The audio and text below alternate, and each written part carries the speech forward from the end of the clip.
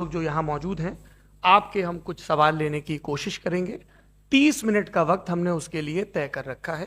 इस तरह से ये 2 घंटे की बहस पूरी होगी।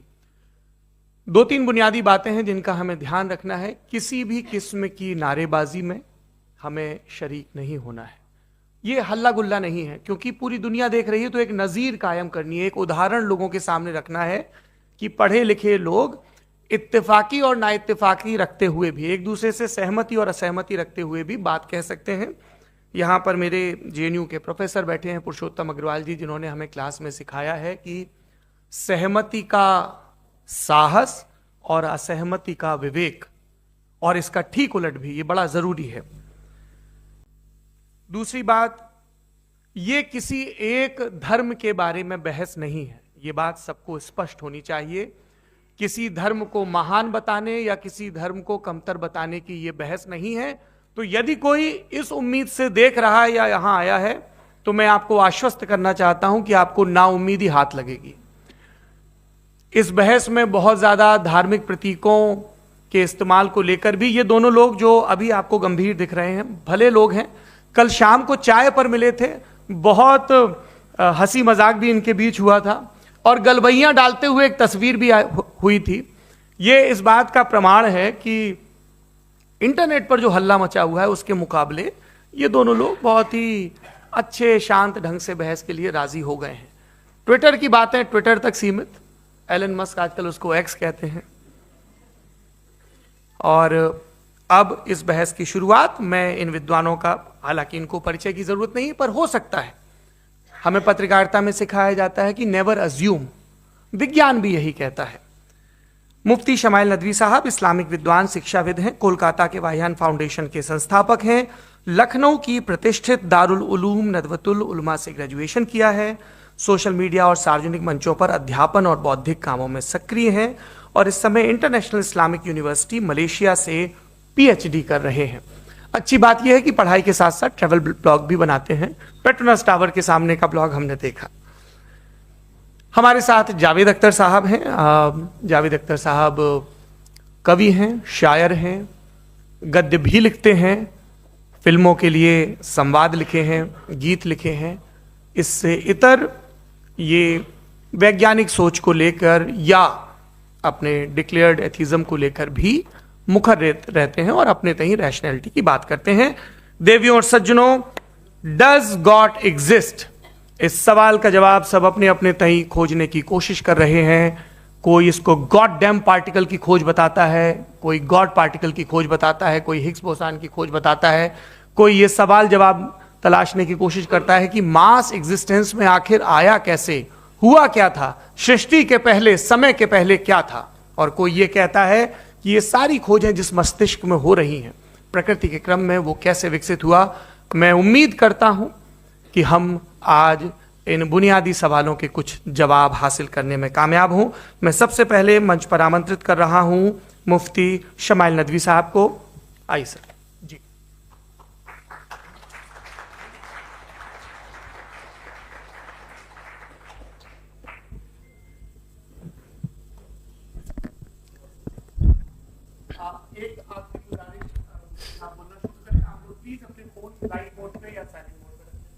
एक बार चेक कर ले, कई बार बेध्यानी हो जाती है।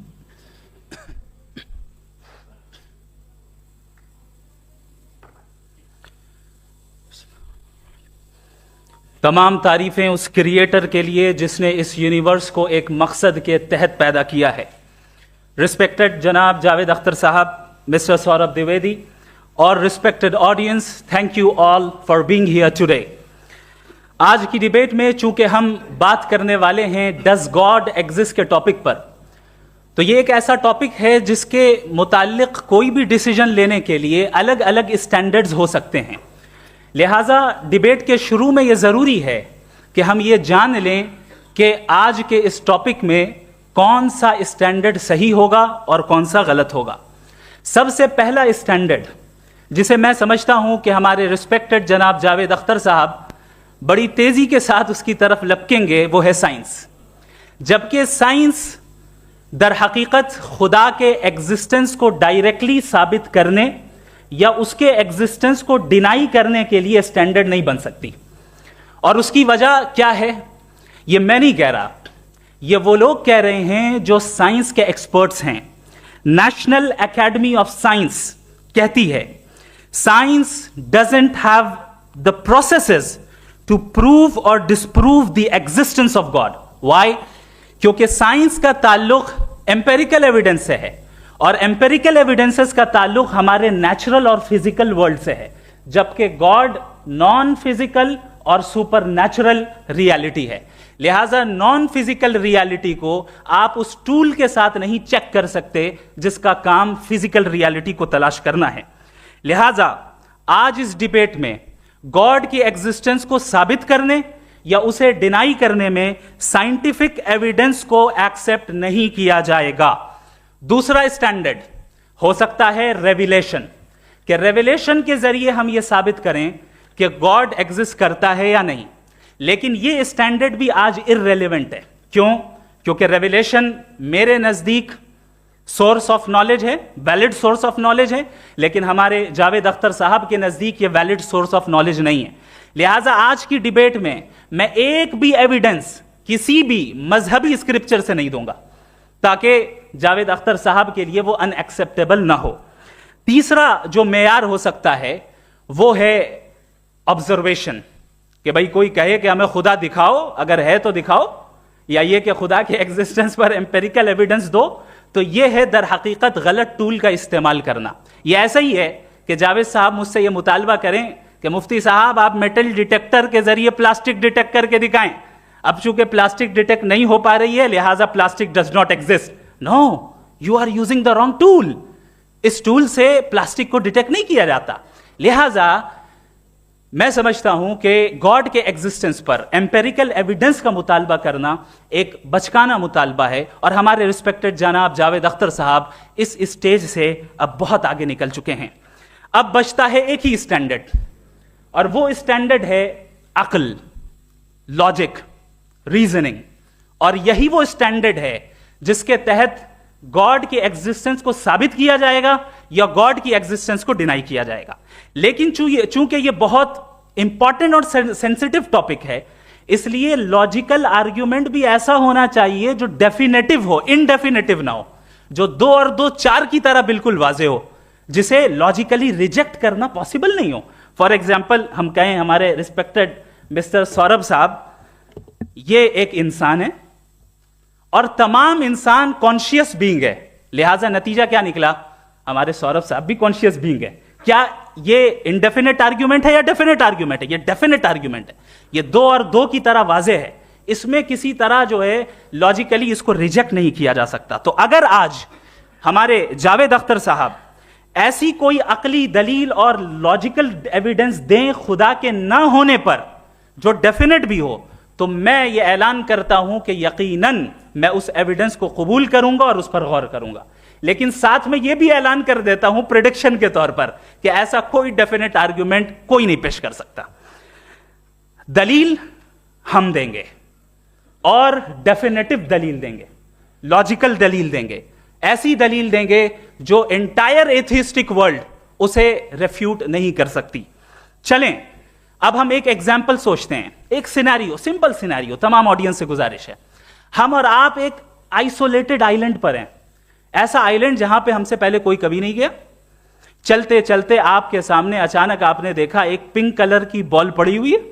सबसे पहला सवाल आपके जहन में क्या आएगा कि यह बॉल यहां क्यों आई, कैसे आई, ये पिंक कलर की ही क्यों है, कोई और कलर भी हो सकता था, ये इसी शेप में क्यों है, कोई और शेप भी हो सकता था। नेचुरली आप इस तरफ पहुंचेंगे कि कोई ना कोई है जिसने इन स्पेसिफिक प्रॉपर्टीज के साथ इस बॉल को बनाया है और यहां पे रखा है। चूंकि आप जानते हैं कि ये जो बॉल है इसका एग्जिस्ट करना जरूरी नहीं है, ये एग्जिस्ट कर भी सकती थी, नहीं भी कर सकती थी, और एग्जिस्ट करना ही था तो किसी और फॉर्म में करती, किसी और कलर में करती। अब आप इस बॉल को एक्सपैंड करते चले जाएं, एक्सपैंड करते चले जाएं, एक्सपैंड करते चले जाएं, यहां तक कि ये बॉल यूनिवर्स के साइज की हो जाए। बताइए कि क्या साइज के बढ़ जाने से सवाल बदल जाएगा? हरगिज नहीं बदलेगा। अभी भी सवाल रहेगा ये यूनिवर्स कहां से आया, इन स्पेसिफिक प्रॉपर्टीज के साथ कहां से आया, क्यों आया, किसने बनाया, यह सवाल उस वक्त भी वैलिड रहेगा। लेकिन यह सवाल अगर हम जनाब जावेद अख्तर साहब से करें तो चूंकि इनका वर्ल्ड व्यू एथिस्टिक है, और सिर्फ इनका नहीं, मतलब जितने भी एथिस्ट हैं और एथिस्टिक वर्ल्ड व्यू को रखने वाले से अगर आप ये सवाल करें कि ये यूनिवर्स कहां से आया, तो इनका जवाब या तो आर्ग्यूमेंट फ्रॉम इग्नोरेंस होगा या डॉगमेटिक होगा।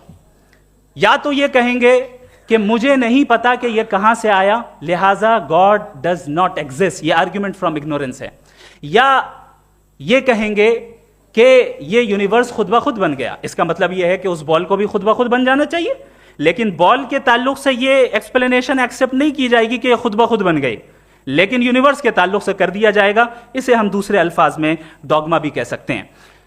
दूसरी चीज, हमारे जावेद अख्तर साहब जरूर गॉड ऑफ गैप्स की मिसाल भी जरूर देंगे, और मिसाल देंगे कि पहले जमाने में बिजलियां कड़कती थी तो लोगों ने किसी एक खुदा की तरफ, और बारिश होती थी तो दूसरे खुदा की तरफ मंसूब कर दिया, उनके पास दलील नहीं थी।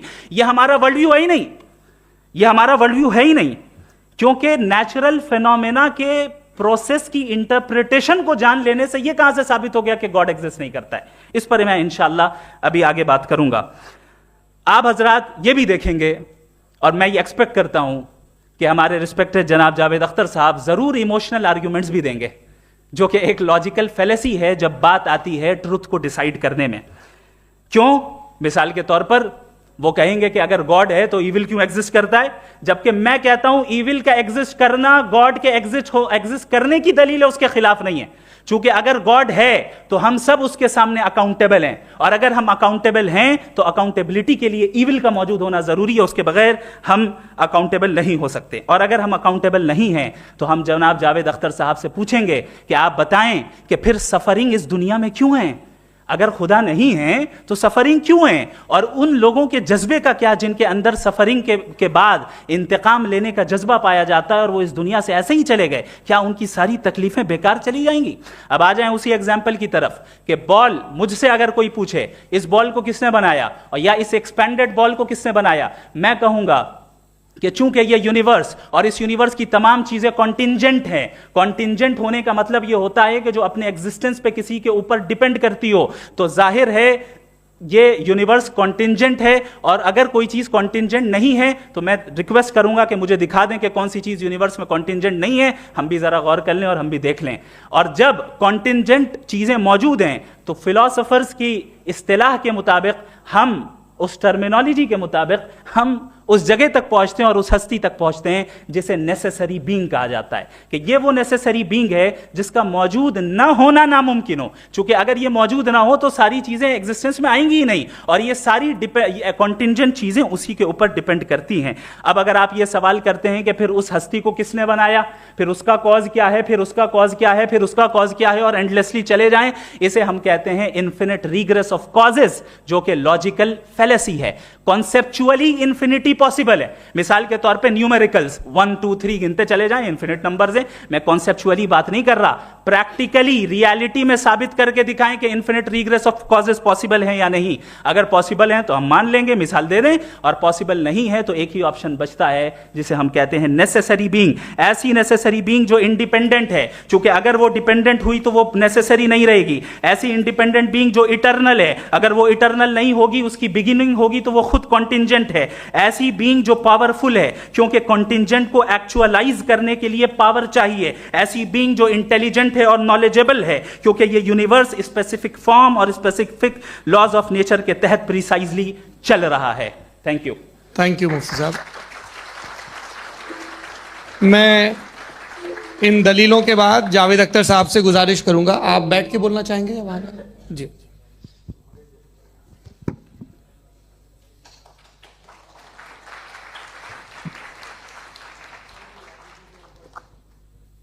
पहले तो मैं मुफ्ती साहब को एक अच्छी खबर देना चाहूँगा कि मेरी नॉलेज साइंस के बारे में बड़ी मामूली है, तो आप फिक्र ना करें उसकी, लेकिन कुछ कॉमन सेंस है मुझ में। देखिए, ये खुदा का तस्वुर कोई नया तस्वुर नहीं है, ये सदियों से रहा है। ये कुछ रिलीजन 3000 साल पुराने होंगे, 4000 साल पुराने होंगे, लेकिन इंसान कोई 10,000 12,000 साल से एग्जिस्ट करता है होमोसेपियन की शक्ल में, और हमेशा कुछ ना कुछ मजहब रहे। ये मजहब जाहिलों के नहीं थे, ये मजहब एक ऐसी ग्रीक सोसाइटी के थे जहाँ बड़े बड़े फिलोसफर पैदा हुए। ये मजहब इजिप्शियंस के थे जिन्होंने पिरामिड्स बनाए थे। ये रोमन्स के थे कि जिनका आर्किटेक्चर और सेनेट यानी पहली बुनियाद डेमोक्रेसी की, लिमिटेड थी मगर डेमोक्रेसी थी, ये उन लोगों ने किए थे। तो इनका जो जुपिटर था, रा था, ज़्यूस था, उन्हें उस पर इतना ही एतमाद था जितना आज किसी मजहबी आदमी को अपने खुदा पे होगा। क्रिश्चियनिटी आने से पहले यूरोप में एक मजहब था जर्मेनिक रिलीजन। उसका एक खुदा था, उसकी एक बीवी थी, उसके 2 बेटे थे, एक बेटी थी। फिर जर्मनी में जब यूरोप में क्रिश्चियनिटी आई तो वो खुदा, उसकी बीवी और पूरे ख़ानदान चला गया। तो हमने, अगर हम हिस्ट्री देखें तो खुदा जो है वो ज़्यादातर फ़नी है, वो हमेशा रहे नहीं। और वो जो लोग इन्हें मानते थे उनको आप कहें वो तो जाहिल थे, उन्हें तो कुछ पता ही नहीं था, ऐसा नहीं है। वो अपने वक्त में बड़े काबिल लोग थे और अपने वक्त में उन्होंने बड़े बड़े काम किए हैं, फिलोसफर्स थे, साइंटिस्ट थे। लेकिन उनका मजहब कहाँ गया, उनके खुदा कहाँ गए? आज जो खुदा हैं दुनिया में लोग उन्हें मानते हैं। आपको क्या मालूम कि कितने बरसों के बाद क्या होने वाला है? हम यूरोप में देखते हैं तो चर्च खाली हैं। तो वक्त के साथ चीज़ें बदलती हैं। जहाँ तक इसका ताल्लुक है मजहबों का, हर मजहब आपसे एक चीज़ मांगता है, फेथ। ये फेथ क्या चीज़ होती है? What is the difference between faith and belief? ये तो बहुत ही अहमकाना बात होगी कि कोई आदमी कहे साहब अगर खुदा है तो मुझे दिखाइए। ये तो जाहिलाना बात हुई। मैंने तो नॉर्थ पोल नहीं देखा है, मगर मैं मानता हूँ कि नॉर्थ पोल है। मैं क्यों मानता हूँ? इसलिए कि अगर ये दुनिया राउंड है तो उसका कोई टॉप होगा। कुछ लोग हैं जो वहाँ गए भी हैं, कॉमन सेंस कहता है कि ऐसा होगा, सबूत है, गवाह है, रीज़न है। तो ये मेरा फेथ नहीं है। तो फेथ में और बिलीफ में डिफरेंस क्या है? जो मजहब मांगता है, हर मजहब फेथ मांगता है। फेथ का मतलब यह है कि ना कोई गवाह हो, ना कोई सबूत हो, ना कोई रैशनल हो, ना कोई लॉजिक हो, ना कोई प्रूफ हो, मगर तुम एक बात को मानो। यह है फेथ। वरना बिलीफ होता। अगर इसमें कुछ भी सबूत होते, गवाह होते, तो फिर इसे आप बिलीफ कहते हैं। जैसे मेरा बिलीफ है कि नॉर्थ पोल है, मेरा फेथ थोड़ी है। फेथ इन तमाम शर्तों को रद्द करता है। तो फिर स्टुपिडिटी क्या है? अगर मैं एक बात ऐसी मानूं जिसकी ना कोई लॉजिक है, ना कोई रैशनल है, ना कोई प्रूफ है, ना कोई गवाह है, ना कोई सबूत है, और मैं उसे मानूं, तो ये स्टुपिडिटी हुई। इसे ही भाई कल को मैं यकीन कर लूं कि एलॉन मस्क जो है मेरा भाई है, तो मुझे इंतहाई खुशी होगी, सुकून भी बहुत मिलेगा मुझे। लेकिन और कहे भाई क्यों मानते हो, क्या सबूत है? भाई वो तो अमेरिकन है और तुम तो इंडियन हो, वो तो नस्ल अलग है, तुम्हें कभी मिले भी नहीं। साथ देखिए मेरा फेथ है, इस पे बात न किया। फेथ का मतलब ही यह है कि आप प्रूव नहीं कर सकते। अगर आप प्रूव कर सकते हो तो फेथ की जरूरत ही नहीं, फिर तो आप बात करेंगे, आप कितनी बहस कर लीजिए। अल्टीमेटली दुनिया का हर मजहब फेथ पे टिका है, और फेथ का मतलब है एक ऐसा यकीन जिसका कोई सबूत, कोई गवाह, कोई रैशनल नहीं। अब आप ये कहें, क्या आप ये क्यों कह रहे हैं कि साहब ये कायनात किसने बनाई? कमाल ये है कि आपने बताया कि एक आइलैंड पे गए और एक बॉल देखी। आपने ये नहीं कहा कि आइलैंड किसने बनाया, आपको सिर्फ बॉल पे हैरत हुई। हमने आइलैंड पे हमने हैरत नहीं की, होते हैं आइलैंड। इसी तरह ये आइलैंड है, सितारे, ये गैलेक्सीज, ये सब आइलैंड हैं, खला में। हम उन्हें टेकन फॉर ग्रांटेड लेते हैं, हम पूछते नहीं किसने बनाए। आपने जजीरे के बारे में भी नहीं पूछा है। मेरी पैदाइश कैसे हुई? क्या मैं प्लान पैदा हुआ था? I was plan to be born. या एक लकी स्पर्म था जो किसी एग से चिपक गया। मेरी पैदाइश रैंडम। और इंसाफ जिसे आप कहते हैं, इंसाफ का तो नेचर से कोई वास्ता ही नहीं। जो आप कहते हैं कि एक दिन इंसाफ मिलेगा, इंसाफ is a human concept. Nature में कोई इंसाफ नहीं।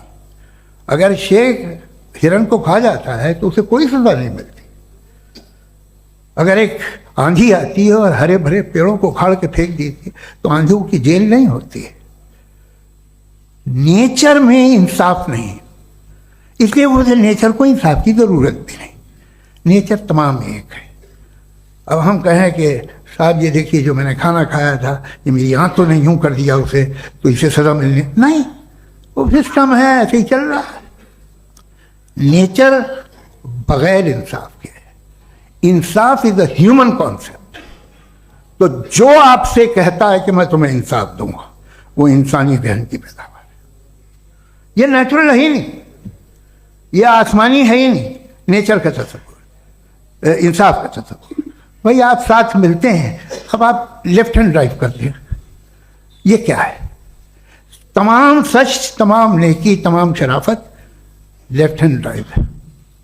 वरना क्या होगा, या तो आप क्रॉस कर देंगे, आपका एक्सीडेंट हो जाएगा, या आप किसी को मार देंगे, या ट्रैफिक जैम हो जाएगा। झूठ, बेईमानी, रिश्वतखोरी, ये तमाम जो है driving on the wrong side, इसके ऊपर कुछ नहीं।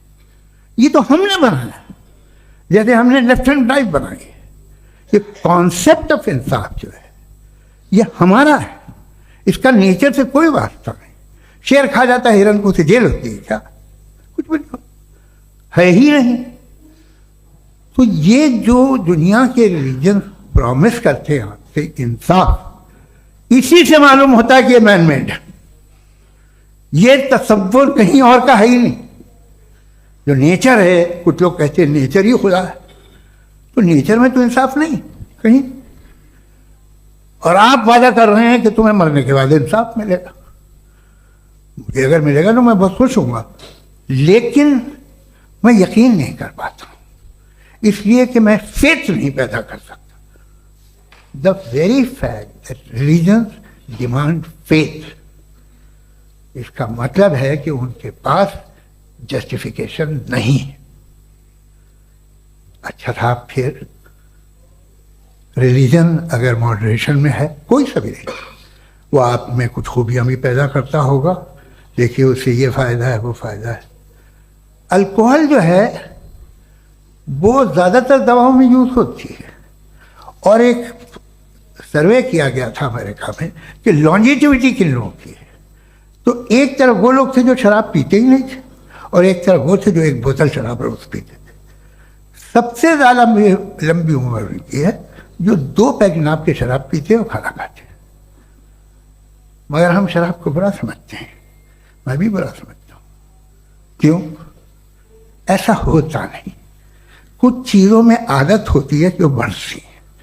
आज तक में एक आदमी दूध पीता है, आप 10 साल बाद भी मिलेंगे तो एक ही गिलास पीता होगा। ऐसा नहीं होता, सुबह से दूध पीता रहता है। मिल्कोहलिक मैंने नहीं देखे, अल्कोहलिक होते हैं।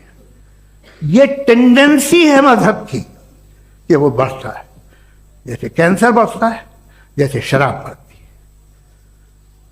कुछ लोग होंगे जो उसे सही तरह से यूज करते। मुझे यकीन है कि हमारे मुफ्ती साहब भी उनमें से एक हैं, इनसे बहुत खुशी हुई मुझे इनसे मिलकर। लेकिन कितने लोग हैं कि आज आप देखते हैं दुनिया में जो तबाहियां हैं, इनमें कितना हाथ है उन लोगों का जो बिलीवर कहते था मजहब ये नहीं कहता, ना कहता होगा, मगर जब ये मजहब पीते हैं तो ऐसे बिहेव करते हैं। थोड़ा सा अगर हो तो शायद बहुत अच्छी बात, लेकिन शराब थोड़ी सी नहीं रहती, उसमें टेंडेंसी है पहले। थोड़ा सा अगर 2-3 कैंसर के सेल हो ना बॉडी में तो आदमी स्लिम रहेगा, लेकिन वो 2-3 सेल नहीं रहते, वो मल्टीप्लाई होते हैं। जावेद साहब टाइम पूरा हो गया। टाइम हो गया तो बस बात खत्म हो गई। अच्छा, मुझे कुछ और कहने को था भी नहीं। जी, मैं पहले जवाबी दौर के लिए इनवाइट कर रहा हूं मुफ्ती साहब को। Your rebuttal round 1, you have 7 minutes.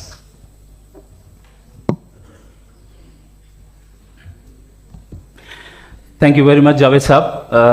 आपकी बात को सुनकर बड़े महजूज हुए हम लोग। महजूज, do you understand? We enjoyed. Okay, अब थोड़ा सा लॉजिकली उसको हम लोग ये देखते हैं। दरअसल हम लोगों ने कल गुजारिश की थी मुफ्ती साहब से भी, जावेद साहब से भी, कि हिंदुस्तानी जबान आम फहम सबको समझ में आ जाए और जहां कहीं आप मुश्किल शब्द इस्तेमाल करें वहां बताते भी चलें। Thank you. तो सबसे पहले हमारे रिस्पेक्टेड जावेद साहब ने हवाला दिया कि खुदा फानी है। कितने मजहब आगे चले गए, किसी ने जुपिटर को खुदा माना, किसी ने किसी को माना। मैं कहता हूं जिसने कॉन्टिंजेंट चीज को खुदा माना, गलत माना, वो खुदा ही नहीं, वो खुदा ही नहीं है। हम तो नेसेसरी बीइंग को साबित करने बैठे हैं, वो नेसेसरी कॉज जो इटरनल है, जो अबदी भी है और अजली भी है। हम किसी और को साबित करने नहीं बैठे। दूसरी चीज उन्होंने कहा कि फेथ एंड बिलीफ, ये एक ऐसी डेफिनेशन है फेथ की जो इन्होंने पहली मर्तबा पेश की है, या माफ कीजिएगा इन्होंने पहली मर्तबा पेश नहीं की है, रिचर्ड डॉकिंस ने पहली मर्तबा पेश की है। मुझे मालूम है ये सोर्स कहां से है। एपिस्टेमोलॉजिकली फेथ और बिलीफ का फर्क आप इस तरह नहीं कर सकते सर। फेथ सही भी होता है, गलत भी होता है। बिलीफ सही भी होता है, गलत भी होता है। जो लॉजिक, रीजन और एविडेंस से बैक्ड होगा वो फेथ सही होगा। और आप जिस फेथ की बात कर रहे हैं कि इलॉजिकल है और उसके पीछे नहीं है, तो we are on the same page. हम नहीं मानते उस फेथ को। जो फेथ ऐसा हो जिसके पीछे कोई लॉजिक ना हो, एविडेंस ना हो, हम नहीं मानते। हम तो उस फेथ के कायल हैं जिसके पीछे लॉजिक हो और एविडेंस हो। तो बिलीफ सही भी होता है, गलत भी होता है, फेथ भी सही होता है और गलत भी होता है। तो आज फेथ और बिलीफ के डिफरेंस पे बात नहीं हो रही। आज आप चाहे फेथ एक्सेप्ट कर लें या बिलीफ एक्सेप्ट कर लें, आज ये बात होगी कि ट्रूथ क्या है। चाहे ट्रू बिलीफ सही है या ट्रू फेथ सही है, और फॉल्स फेथ क्या है और फॉल्स बिलीफ क्या है, बात इस पे हो रही। दूसरी चीज इन्होंने पूछा, स्टुपिडिटी फिर क्या है? अगर फेथ रिलीजन स्टुपिडिटी नहीं है तो और क्या है? चूंकि फेथ का मुतालबा करते हैं तो स्टुपिडिटी क्या है? मैं कहता हूं स्टुपिडिटी एथिज्म है। उसकी वजह यह है कि आप एक सड़क पे जा रहे हो और आप किसी गार्डन में जाएं और देखें वहां लिखा है फूलों के साथ, I love Javed Akhtar, and I really do, I love you sir. So जब आप वहां पर पहुंचे तो वहां पहुंचकर अब ये बताएं, क्या आप ये कहेंगे wow what a natural selection? ये क्या नेचुरल सिलेक्शन है? नहीं, ये प्रिसाइजली डिजाइंड है, इसके पीछे डिजाइनर है। लिहाजा अगर कोई एक ऐसी कॉमन सेंस की बात को कबूल नहीं कर रहा है कि यूनिवर्स जो इतने प्रिसाइजली काम कर रहा है, हम कह दें कि खुद ब खुद बन गई, मैं समझता हूं इससे बड़ी स्टुपिडिटी और कुछ नहीं है। ये रैशनल चीज है। फिर हमारे सर ने कहा कि आपने बॉल पे फोकस किया, आइलैंड पे फोकस नहीं किया। अरे आइलैंड को किसने बनाया यही समझाने के लिए तो बॉल की मिसाल दे रहा हूं। और बॉल भी कॉन्टिंजेंट है, आइलैंड भी कॉन्टिंजेंट है, दोनों नेसेसरी बीइंग का मुतालबा करते हैं। आगे इन्होंने कहा कि नेचर में कोई इंसाफ नहीं है। हम डिसाइड करते हैं कि मोरालिटी क्या होती है, इंसाफ क्या होता है। हम डिसाइड करते हैं, जैसे ड्राइविंग सीट में ट्रैफिक वाला, ये तो किसी खुदा ने नहीं कहा, ये है, इसे कहते हैं फॉल्स इक्विवेलेंस। ये एक लॉजिकल फेलेसी है। आपने जो है मिसाल दी ड्राइविंग की और ट्रैफिक की, ये सब्जेक्टिव मोरालिटी है। आप सब्जेक्टिव मोरालिटी को मिसाल बनाकर ऑब्जेक्टिव मोरालिटी के ऊपर नहीं थोप सकते। इंसाफ की ऑब्जेक्टिव मोरालिटी। अगर आप ये कहते हैं कि नेचर में इंसाफ नहीं है, तो इंसाफ का न होना ये नेचुरल हुआ, तो फिर नेचर को नेचर रहने दे, क्यों हम इतना स्ट्राइव कर रहे हैं दुनिया में इंसाफ लाने के लिए? ये तो इलॉजिकल बात है, इरैशनल बात है। इसलिए बहुत सी चीजें ऐसी हैं जो ऑब्जेक्टिवली जो है इविल या गुड हैं, और बहुत सी चीजें ऐसी हैं जो सब्जेक्टिवली हैं। सब्जेक्टिवली जो मोरल होता है या इमोरल होता है, उसको हम सोशल कंसेंसस से या पर्सनल प्रेफरेंस से डिसाइड करते हैं। लेकिन जो ऑब्जेक्टिव मोरालिटी है, जिसमें इंसाफ आया, जो इन्होंने बार बार रिपीट किया, ये ऑब्जेक्टिव है, सब्जेक्टिव नहीं है। अगर आप कहते हैं ये सब्जेक्टिव है, तो मेरा सवाल आपसे ये है, क्या सोशल कंसेंसस के जरिए अगर जुल्म को सही करार दे दिया जाएगा तो आप जुल्म को जस्टिफाई करेंगे? दूसरी चीज इन्होंने यह कहा कि 2 पैक शराब पी लें तो वो उतने पे नहीं रहता, बढ़ जाता है। यही मामला मजहब के साथ है। 2 पैक आप पी लें, बढ़ेगा।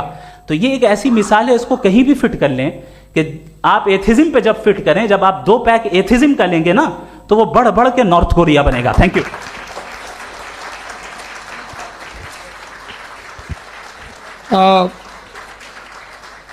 फर्स्ट राउंड के रिबटल के लिए मैं जावेद साहब को इनवाइट कर रहा हूं। आपके पास 7 मिनट का वक्त है, रीसेट कर दीजिएगा प्लीज। मुझे इस बात की खुशी है कि मुफ्ती साहब ने भी मान लिया कि नेचर में कोई इंसाफ नहीं है। तो कोई भी चीज़ जो इंसान ने नहीं बनाई है उसमें इंसाफ नहीं होता है। एक बात मैं आपसे अर्ज करूं, जरा पता लगा लीजिएगा, ये जो आप बाग में जाते हैं बेहद खूबसूरत फूल देखते हैं ना, इनमें से कोई नेचुरल नहीं है। ये सारे फूल क्रॉस करके बनाए गए हैं। जो जंगल में फूल होते हैं निहायत मामूली होते हैं, ये फूल इंसानों ने बनाए हैं। जो आप बाग में देख के वाह वाह कहते हैं, ये इंसानों के बनाए हुए हैं। डिफरेंट फूलों को क्रॉस करके, डेवलप करके, फिर क्रॉस करके इस तरह से बनाए गए। नेचुरल फ्लावर नहीं। किसी जंगल वीरान में जाके आप गुलाब के फूल नहीं देखेंगे। ये सब बनाए हुए इंसान ने, बहुत से काम इंसान ने किए। बाकी है कि आपने मेरी एक बात का जवाब नहीं दिया, जिससे मुझे शिकायत है कि फेथ क्या है और आप फेथ मांगते क्यों हैं मुझसे। आप तो लॉजिकल हैं, आपके पास तो सारे रैशनल हैं, आपके पास सारे सबूत हैं, तो आपको फेथ की डिमांड क्यों करते हैं कि भाई तुम सरेंडर कर दो और सवाल मत करो। कोई मजहब सारे सवाल करने की इजाजत नहीं देता है और मना करता है कि ज़्यादा सवाल ना करो, बह जाओगे तुम। आप क्यों रोकते हैं? हकीकत यह है कि इंसानी तारीख क्या है। इंसानी तारीख ये है कि दुनिया में दो तरह के लोग हुए हैं। एक वो जिन्होंने अपनी लाइल्मी की परस्तिश की है, दूसरे वो जिन्होंने अपनी इग्नोरेंस या लाइल्मी से झगड़ा किया है और मालूम किया है कि क्या है। ये जो आप कह रहे हैं, आज आप हैरान हैं कि भाई ये यूनिवर्स कैसे बनी। लोग हैरान थे कि सूरज डूबता है तो इधर से कैसे निकलता है। और आप एक कदम जाके हमेशा का मानने को तैयार है, एक कदम पीछे ही मान जाइए। भाई आप इसके बाद जाते हो, कहते सवाल ना करना कि ये कहाँ से आया, ये पावर तो हमेशा से हमेशा रहेगी। तो आप यूनिवर्स के बारे में मानने में क्या तकलीफ है? एक कदम पहले रुक जाइए। ये हमेशा से थी या नहीं थी हमें मालूम नहीं है। और ये कहना कि हमें मालूम नहीं है, कमाल ये है कि दुनिया के सारे मजहब सब जानते हैं ये दुनिया कैसे बनी थी, कैसे मिटेगी, मरने के बाद क्या होगा, इनको सब इल्म है। इनको किसी को डायनासोर होते थे पहले ये नहीं पता था, किसी को नहीं पता। किसी भी दुनिया की मजहबी किताब में डायनासोर का जिक्र नहीं है। लेकिन बाकी सब बातें, how to make universe in 4 easy lessons and बाकी सब पता है। जिसको सब पता है वो गड़बड़ है। हम में ये इंकिसार, ये ह्यूमिलिटी होनी चाहिए कि हम ये कहें कि हमें ये बहुत सारी बातें नहीं मालूम, लेकिन हम उनकी परस्तिश ना करें, अपनी लाइल्मी को की परस्तिश ना करें, हम उसे पता लगाने की कोशिश करें। जिस दुनिया में आप बैठे हैं सर, ये हॉल जो है, ये इलेक्ट्रिसिटी जो है, ये माइक जो है, जिस हवाई जहाज से आप आए थे, वो जिस कार से आप यहाँ आए हैं, ये सब उन लोगों की बनाई हुई है जिन्होंने सवाल किए थे। ये दुनिया जिसमें आप आज आराम से हैं, ये उन लोगों की बनाई है कि जिन्होंने सवाल किए थे। और हर स्टेज पे इन सवालों को मकरूह कहा गया था, गलत कहा गया था। आप जरा तारीख पढ़िए, एक बड़ी दिलचस्प किताब है बर्ट्रैंड रसेल की, जिसमें उसने रिलीजन एंड साइंस कि कब से रिलीजन जो है साइंस के अगेंस्ट है। और हद तो यह है कि भाप के इंजन के खिलाफ थे, स्टीम इंजन के भी खिलाफ थे, और फतवे हुए उन पर, वेटिकन ने दिए। तो ये हमेशा, अभी जैसे ही ये राइट विंगर आते हैं अमेरिका में पावर में, तो वो जो अपना ये क्या बोलते हैं उसे, सीड क्या वर्ड है, सीड क्या जो, हाँ नहीं सीड जो होते हैं जिन पे जी, नहीं भाई, वो जो ह्यूमन बॉडी के वो,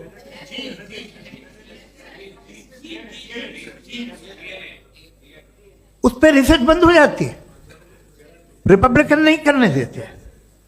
अरे भाई इतना डर क्या है तुम्हें? एक जमाने में बहुत नाराज थे ये सारे मजहबी लोग कि ये इंसान तो इंसान बनाने की कोशिश कर रहा है। आपको क्या तकलीफ भाई, बना ले तो बना लेने दो, ये खौफ क्या है? और ये सब आज जो आप कह रहे हैं नामुमकिन है, ये कैसे हुआ? मुझे एक किस्सा याद आता है। जब मैं 6ठी क्लास में था तो मैं मैथमेटिक्स में बहुत वीक था, तो एक टीचर रख दिया गया, उसने 1 2 3 4 5 6 7 तो सिखा दिया मुझे। वो दिन मैं भूल नहीं सकता हूँ मुफ्ती साहब, जिस दिन उसने ये बताया कि 1/2 क्या होता है और 3/4 क्या होता है, मुझे ऐसा लगा कि मेरा सर बीच से फट जाएगा। ये आदमी कह रहा है कि जो दीवार के अंदर जाओ वॉक करते हुए। आज हंसता हूं मैं इस बात पे। तो आज जो बातें आपके जहन से बिल्कुल परे हैं और आप हैरान होते हो उन्हें देख के, एक वक्त आएगा कि मामूली लगेंगे। और हुआ है, आपकी इंसानी तारीख ही है।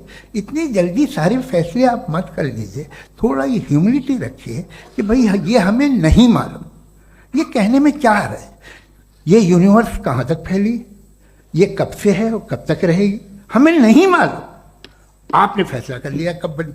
ये आपके हिसाब से कोई 14 बिलियन ईयर बनी जो समझा जाता है। उससे पहले हजारों करोड़ों अरबों साल तक खुदा बैठा क्या कर रहा था? खामोश बैठा था, ऐसी जमाइयाँ ले रहा था।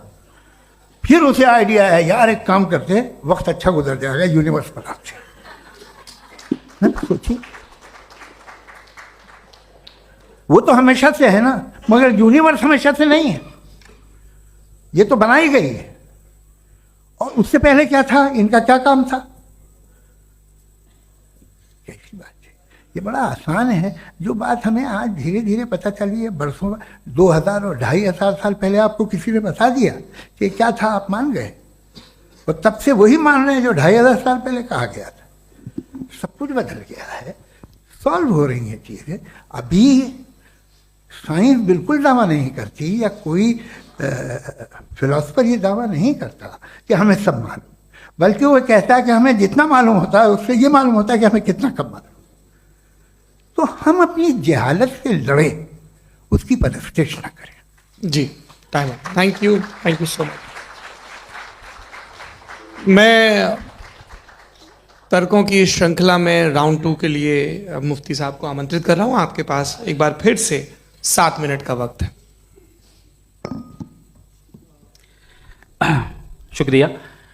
जनाब जावेद अख्तर साहब कई मर्तबा दोहरा रहे हैं कि फेथ का मतलब बताइए, फेथ का मतलब बताइए। मैंने बता दिया, फेथ सही भी होता है, गलत भी होता है। और आज हम फेथ पे बात नहीं कर रहे, हम ट्रुथ और डज गॉड एग्जिस्ट पे बात कर रहे हैं। क्या डज गॉड एग्जिस्ट, ये ट्रुथ यानी गॉड है या नहीं है, इसमें से दोनों ट्रुथ क्या है। अब आप उसे फेथ कह लें, बिलीफ कह लें, नॉट माई बिजनेस। उसके बाद आपने कहा कि भाई सवाल करने से मजहब रोकता है। मैं कहता हूं जो रोकता है वो रोकता होगा, मैं नहीं रोकता, बल्कि सवाल करें, सवाल करना चाहिए। सवाल कर करके तो हम आगे बढ़ते हैं, तरक्की करते हैं, और इसीलिए मैं आज यहां पे आया हूं। लेकिन सवाल सिर्फ खुदा से नहीं होगा, आपसे भी होगा। सवाल एथिज्म से भी होगा, सवाल सिर्फ मजहब से नहीं होगा, सबसे होगा। और आज मैं सवाल करूंगा और उम्मीद है कि आप जवाब देंगे। अभी तक आपने वैसे कॉन्टिंजेंसी आर्गुमेंट का कोई जवाब नहीं दिया। चलें, आपने कहा यूनिवर्स के बारे में इटर्नल क्यों नहीं बोल देते। ये चूंकि लॉजिकली पॉसिबल ही नहीं है कि यूनिवर्स इटर्नल हो। यूनिवर्स एक कॉन्टिंजेंट चीज है जो टाइम एंड स्पेस के पाबंद है, टाइम एंड स्पेस से बाउंड है। जो टाइम एंड स्पेस से बाउंड होगा वो कॉन्टिंजेंट होगा, जो कॉन्टिंजेंट होगा वो उसकी बिगिनिंग हुई होगी, जिसकी बिगिनिंग हुई होगी वो इटर्नल नहीं हो सकता। ये तो कॉमन सी बात है। आपने कहा कि किसी मजहबी किताब में डायनासोर का जिक्र नहीं है। अफसोस कि आज तक किसी मैथमेटिक्स की किताब में मुझे डायनासोर का जिक्र नहीं मिला। तो इसका मतलब मैथमेटिक्स की किताब बेकार है? नहीं, उसका वो टॉपिक नहीं है। रेवलेशन का और मजहबी किताबों का टॉपिक ये नहीं है कि आपको आके बताए साइकिल कैसे बनाते हैं, या आकर ये बताएं कि जो है डायनासोर कब था। वो तो मोरालिटी सिखाने आया है, गॉड के बारे में बताने आया, नॉन फिजिकल रियलिटी की हकीकत को सिखाने के लिए आया। रिलीजियन साइंस को रोकता है? नहीं रोकता। अगर रोकता है तो गलत करता है। रिलीजियन साइंटिज्म को रोकता है, जिसमें हमारे जावेद साहब मुब्तला है। साइंस और साइंटिज्म में फर्क है। साइंटिज्म यह है कि आप समझें कि साइंस और साइंटिफिक मेथोडोलॉजी ये नॉलेज को हासिल करने का वाहिद सोर्स ऑफ नॉलेज है। यह है साइंटिज्म। हम इसे रिजेक्ट करते हैं। हम साइंस को तो तरक्की करते हैं, भाई आप हमारी पूरी तारीख कर लें, पढ़ लें तो आपको पता चल जाएगा। बहरहाल ये अलग टॉपिक है। उसके बाद इन्होंने एक लफ्ज कहा, वेटिकन ने फतवा दिया। वेटिकन का फतवे से कोई ताल्लुक नहीं है, दोनों कॉन्ट्राडिक्टरी अल्फाज हैं। उसके बाद उन्होंने कहा कि भाई हमें नहीं मालूम। अगर नहीं मालूम तो क्लियरली कह देना कि नहीं मालूम है, इसमें क्या हरज है। तो वही तो मैं कह रहा हूं ना कि आप कह दें कि नहीं मालूम, लेकिन क्लेम क्यों कर रहे हैं कि गॉड एग्जिस्ट नहीं कर रहा है। आप कह दें नहीं मालूम है, हो सकता है हो सकता ना हो, लेकिन आप क्लेम कर रहे हैं। The moment you say God does not exist, this is a claim and now the burden of proof is upon you too, जैसे हमारे ऊपर है।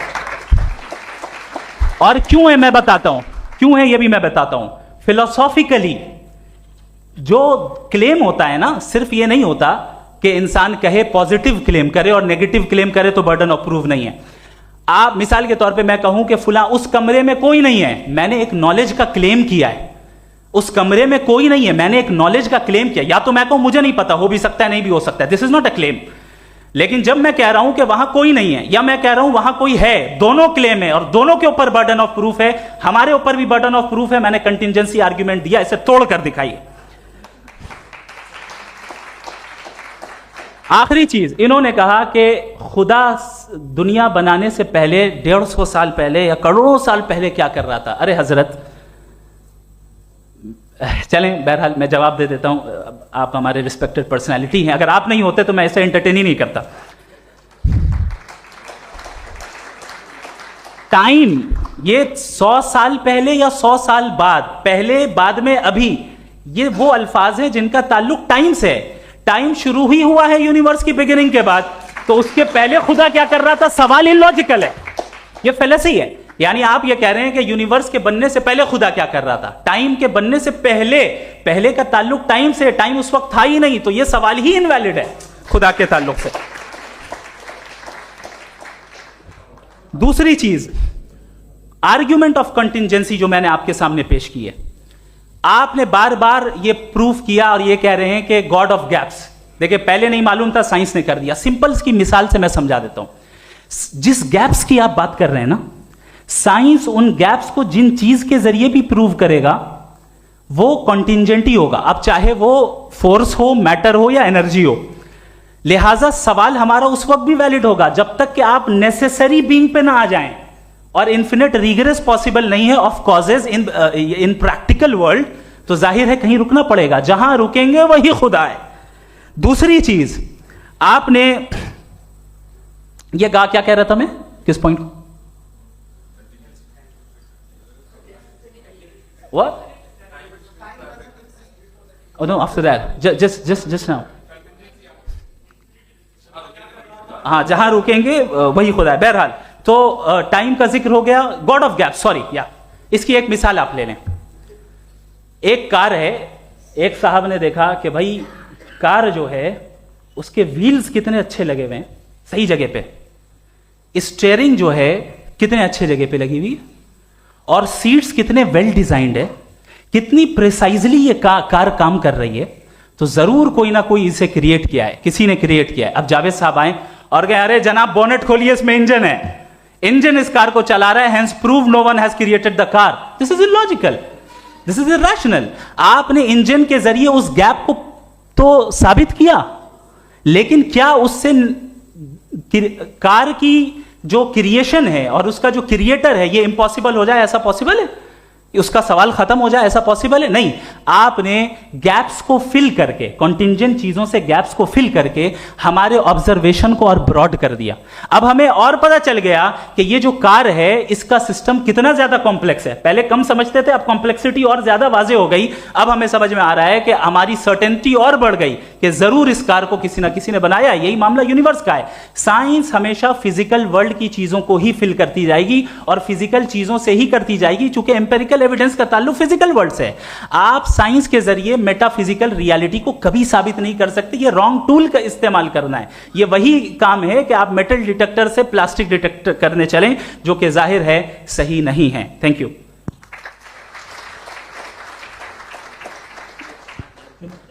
जी, ये आर्ग्यूमेंट का राउंड 2 है। हाँ। 7 मिनट है। पहले तो मैं आपसे अर्ज करूं कि आपने कहा कि जब कायनात ही नहीं थी तो वक्त भी नहीं था, कुछ भी नहीं था। कैसे नहीं था? खुदा था। एक एग्जिस्टेंस तो था ना खुदा का। तो जब खुदा था तो वक्त भी होगा। ऐसा नहीं है कि कुछ भी नहीं था, खुदा था। अच्छा, बाकी एक आपने कहा साहब आप साबित कीजिए, आपके पास भी लॉजिक है, मेरे पास भी लॉजिक है। मेरा जिम्मेदारी नहीं है साबित करना कि खुदा है। बर्टन रसल ने बड़ी अच्छी बात कही। मैं आपसे अगर ये दावा करूं कि एक चाय की केतली मरीख के चारों तरफ घूम रही है, मार्स के चारों तरफ, तो ये आपका काम नहीं है कि आप साबित करें कि कोई चाय की केतली नहीं है। ये मेरा काम है, मैंने दावा किया है। ये दावा तो मजहबी लोग करते हैं कि खुदा है, मैं क्यों साबित करूं कि नहीं है? जब तक आप मुझे कन्विंस नहीं कर देंगे मैं नहीं मानूंगा। आपकी जिम्मेदारी है, मेरी जिम्मेदारी नहीं है। दोयम ये कि ये जो आप कह रहे हैं, जो गैप्स हैं, ये गैप जब जब किसी मजहब को चैलेंज करते हैं, जब ऐसा कोई बात आती है तो हंगामा हो जाता है कि जब वो चैलेंज करें किसी फेथ को। ये तमाम साइंस जो है इसे मुख्तलिफ जगहों पे मुख्तलिफ वक्तों में मजहब ने रोकने की कोशिश की है। ये किताब है religion and science Bertrand Russell की, पढ़िएगा, अच्छी लगेगी आपको। तारीख ही है साइंस, मजहब की साइंस से उसका यही रिश्ता है। अच्छा, अब ये हम सोचें कि बहरहाल ये वजूद जो है मजहब और ये बिलीव इन गॉड इंसान को बेहतर बना देता है, तो एक काम कीजिए, हिंदुस्तान वर्ल्ड का नक्शा लीजिए और मार्क कीजिए कि रिलीजन कहाँ कहाँ ज़्यादा है, कहाँ कहाँ, चाहे वो लैटिन अमेरिका हो या मिडल ईस्ट हो या फार ईस्ट हो या हिंदुस्तान के वो इलाके जहाँ मजहबियत ज़्यादा है। रख दीजिए नक्शा अलग। अब दूसरा नक्शा कि कहाँ कहाँ नाइंसाफ़ी, रिप्रेशन, औरतों के हुकूक की पामाली, जुल्म, डिक्टेटरशिप कहाँ है, नक्शा एक ही होगा। तो आप मुझे बताएं कि जो इसका तरकीब इस्तेमाल क्या है, खुदा का तरकीब इस्तेमाल तो बताइए। आप छोटी सी दवा सड़क पे बेचते हैं, उसकी भी तरकीब इस्तेमाल बताते हैं। इसके इस्तेमाल से तो फायदे नहीं हुआ किसी को। जो सारे के सारे खराब मुल्क हैं, खराब समाज है, वो सारे जुल्म खुदा के नाम पे करते हैं। वो गलत करते हैं, सही करते हैं, मुझे क्या लेना देना उससे। इस्तेमाल से मालूम होता ना।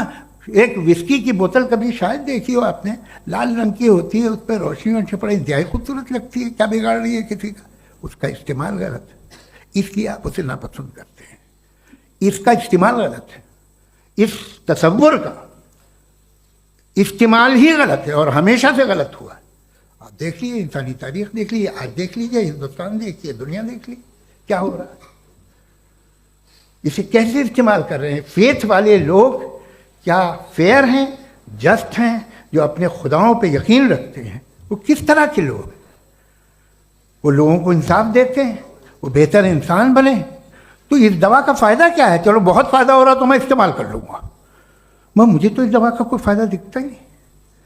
मुझे तो ऐसा लगता, मैं एक और बात बताऊँ, अगर कोई आदमी मजहबी है और अच्छा आदमी है तो मैं उसकी बहुत इज्जत करता हूँ, इसलिए कि मेरा ख्याल है मजहबी आदमी का अच्छा होना मुझसे अच्छा होने से ज़्यादा मुश्किल है।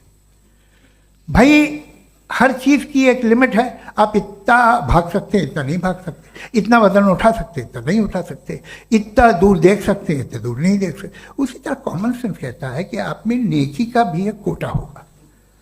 अब आप अगर सुबह जाते हैं अपनी इबादत गाह और इबादत करते हैं, तो बाहर निकलते हैं तो आप तो यही महसूस करते हैं कि आपने एक बहुत अच्छा काम किया, आपकी नेकी का एक बहुत बड़ा कोटा खर्च हो गया जिससे किसी का कोई फ़ायदा नहीं। मैं तो नहीं जाता हूँ तो मुझे तो किसी को खाना खिलाना पड़ेगा, किसी बेवा की मदद करनी पड़ेगी। मैं अपना कोटा कैसे कंज्यूम करूँ?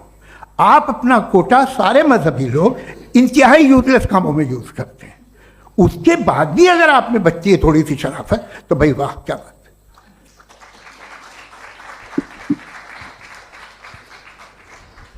एक तो मुझे ये बात बहुत अच्छी लग रही है कि दोनों ही विद्वान समय को मानते हैं और बहुत समय से अपनी दलीलें और बाज दफ़ा समय से पहले अपनी तकरीरें पूरी करके अपनी अपनी कुर्सी पर बैठ रहे हैं। ये इस आर्ग्यूमेंट का राउंड 2 पूरा हुआ। अब रिबटल का राउंड 2 है और उसके बाद क्रॉस एग्जामिनेशन होगा। नहीं, आपका आर्ग्यूमेंट हो गया सर। हमारे यहाँ स्कूल के सिलेबस में पंच परमेश्वर कहानी पढ़ाई जाती है, प्रेमचंद जी की लिखी हुई। आप निश्चिंत रहिए, आपके कोई राउंड में मिस नहीं होने दूंगा। रिबटल का राउंड 2 मुफ्ती शमाइल नदवी साहब।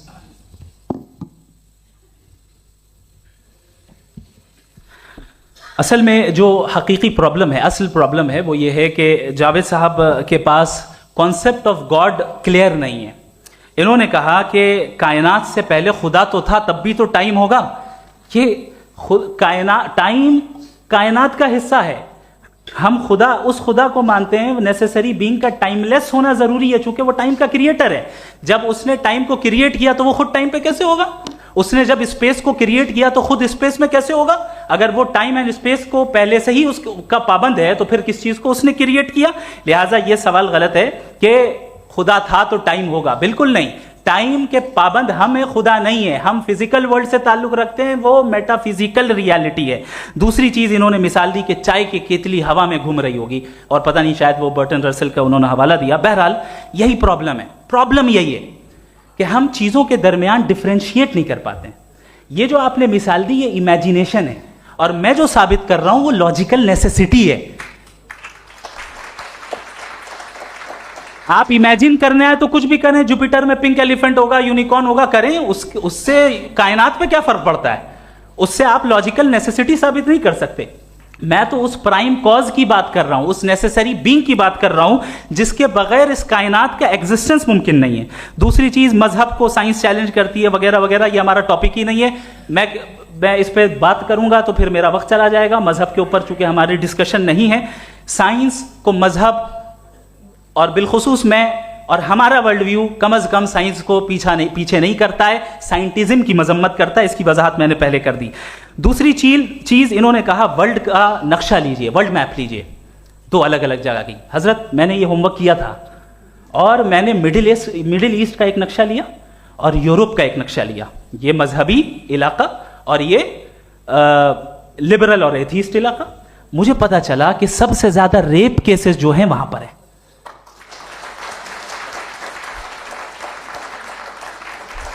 मुझे यह पता चला यूएन की रिपोर्ट के मुताबिक, मैं ये अपने घर से नहीं लेके आ रहा, कि जो वर्किंग वुमेन है यूरोपियन कंट्रीज में, उसमें 81% वुमेन सेक्सुअल हैरेसमेंट का वर्क में जो शुमार हो रही है। ये मिडिल ईस्ट में नहीं हो रहा है, वो मजहबी लोग हैं इसलिए नहीं हो रहा है। दूसरी चीज आपने ये कहा कि मजहबी आदमी का अच्छा होना हमारे अच्छे होने से बहुत मुश्किल है, बहुत मुश्किल है। तो इसका मतलब यह है कि गॉड के अलावा आपके पास अच्छे और बुरे का कोई स्टैंडर्ड है। मैं चाहूंगा कि कन्वर्सेशनल स्टाइल वाली डिस्कशन और सेगमेंट पे इसी पे बात कर लेते हैं। Thank you very much.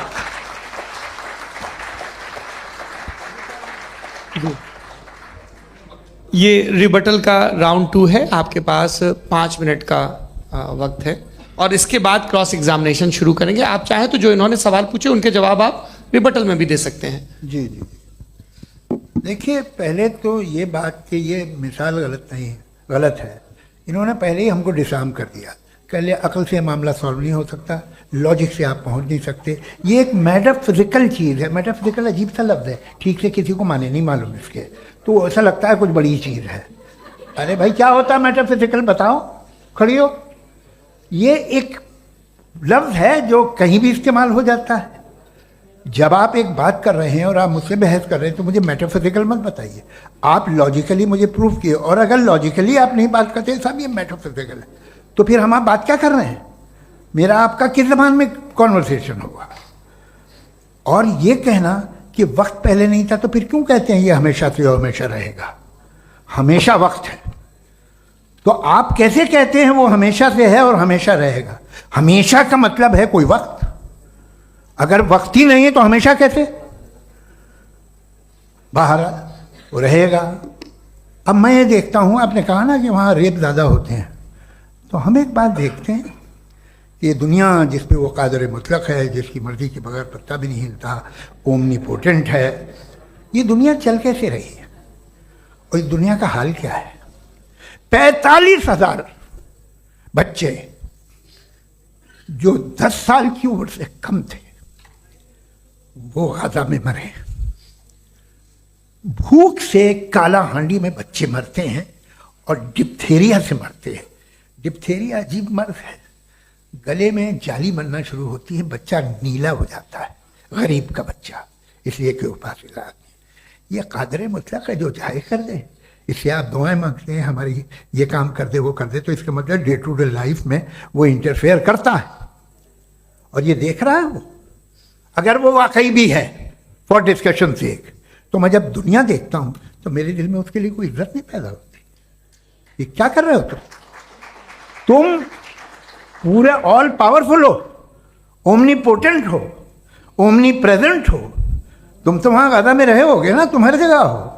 तुम देख रहे थे कि बच्चे की कैसे धज्जियां उड़ रही, तुम देख रहे थे और तुम चाहती हो मैं तुम्हारी परस्तिश करूंगा, तुम हो भी। अरे यार, इससे अच्छे तो हमारे चीफ प्राइम मिनिस्टर हैं, कुछ तो ख्याल करते हैं। कमाल है। आप किसकी इबादत कर रहे हैं? अगर वो है भी, ये दुनिया नाइंसाफी से, जुल्म से, जबर से, तशद्दुद से भरी हुई है। और आप ये मत कहिएगा कि वो देख रहा है और वो बताएगा एक दिन। अगर वो देख रहा है और इंटरफेयर नहीं करता तो आप दुआ क्यों मांगते? आप कहते हैं मेरा ये काम करा दे, इसके मतलब है वो दखल दे सकता है, वो आपको नौकरी दिलवा सकता है, भले दूसरे आदमी को ना मिले, मगर आपका काम कर देगा चूंकि आपने दुआ मांगी है। तो जब वो आपको नौकरी दिला सकता है, लड़की की शादी कर सकता है, बेटे को ग्रीन कार्ड दिलवा सकता है, तो कम से कम ये जो मर रहे हैं बच्चे, इनको रोक दे, कुछ तो करे।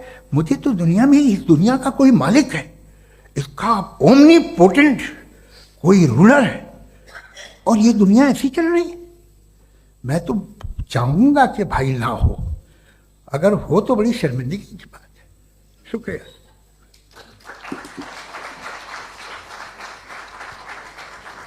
देवियों और सज्जनों, इस बहस के 2 राउंड और 2 रिबटल पूरे हो चुके हैं। अब सबसे ज़रूरी और सबसे मुश्किल राउंड शुरू हो रहा है, क्रॉस एग्जामिनेशन का। अब इन विद्वानों की सज्जनता की एक परख भी होगी और वक्त हमने 16 मिनट का तय किया है। पहला सवाल आप पूछना चाहेंगे? जी बिल्कुल। पहले बोले भी आप माइक ले लीजिएगा हाथ में, ये नीचे से। जी मैं बोलता हूँ, ये डायस हटा सकते हैं क्या हम थोड़ा क्विकली? डायस पीछे कर दीजिए बस थोड़ा सा, है, ताकि ये जो दाएं बाएं लोग बैठे हैं, इसे हटा ही दीजिए। अब हम वहां तो जाने वाले नहीं, आराम से आराम से। दोनों तरफ से हटा दीजिए।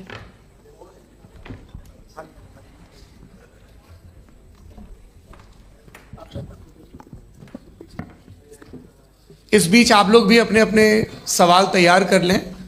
ये ध्यान रखेंगे कि मैं यहाँ से सवाल लूँगा, आप लोगों को अपना हाथ ऊपर करना है, अपना नाम बताना है और अधिकतम 3 वाक्यों में अपना सवाल पूरा करना है। कई लोग सवाल की जगह भाषण देने लगते हैं, उससे आज बचना है।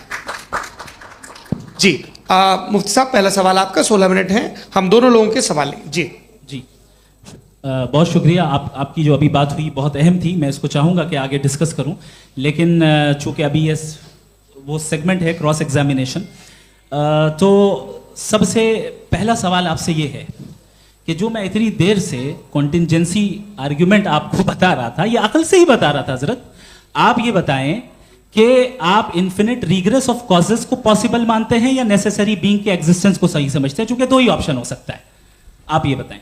देखिए, आपको मैं ईमानदारी से बात करूं, एक तो मैं कॉन्टिजेंसी वर्ड ठीक से समझता नहीं, और इस वक्त भी जो आपने अंग्रेजी के अल्फाज इस्तेमाल किए वो ज़रा थोड़े से मुझे डिफ़िकल्ट और कॉम्प्लिकेटेड लगे, तो आप ज़रा सिंपल ज़बान में सवाल कर सकते हैं? बिल्कुल कर सकता हूँ जी।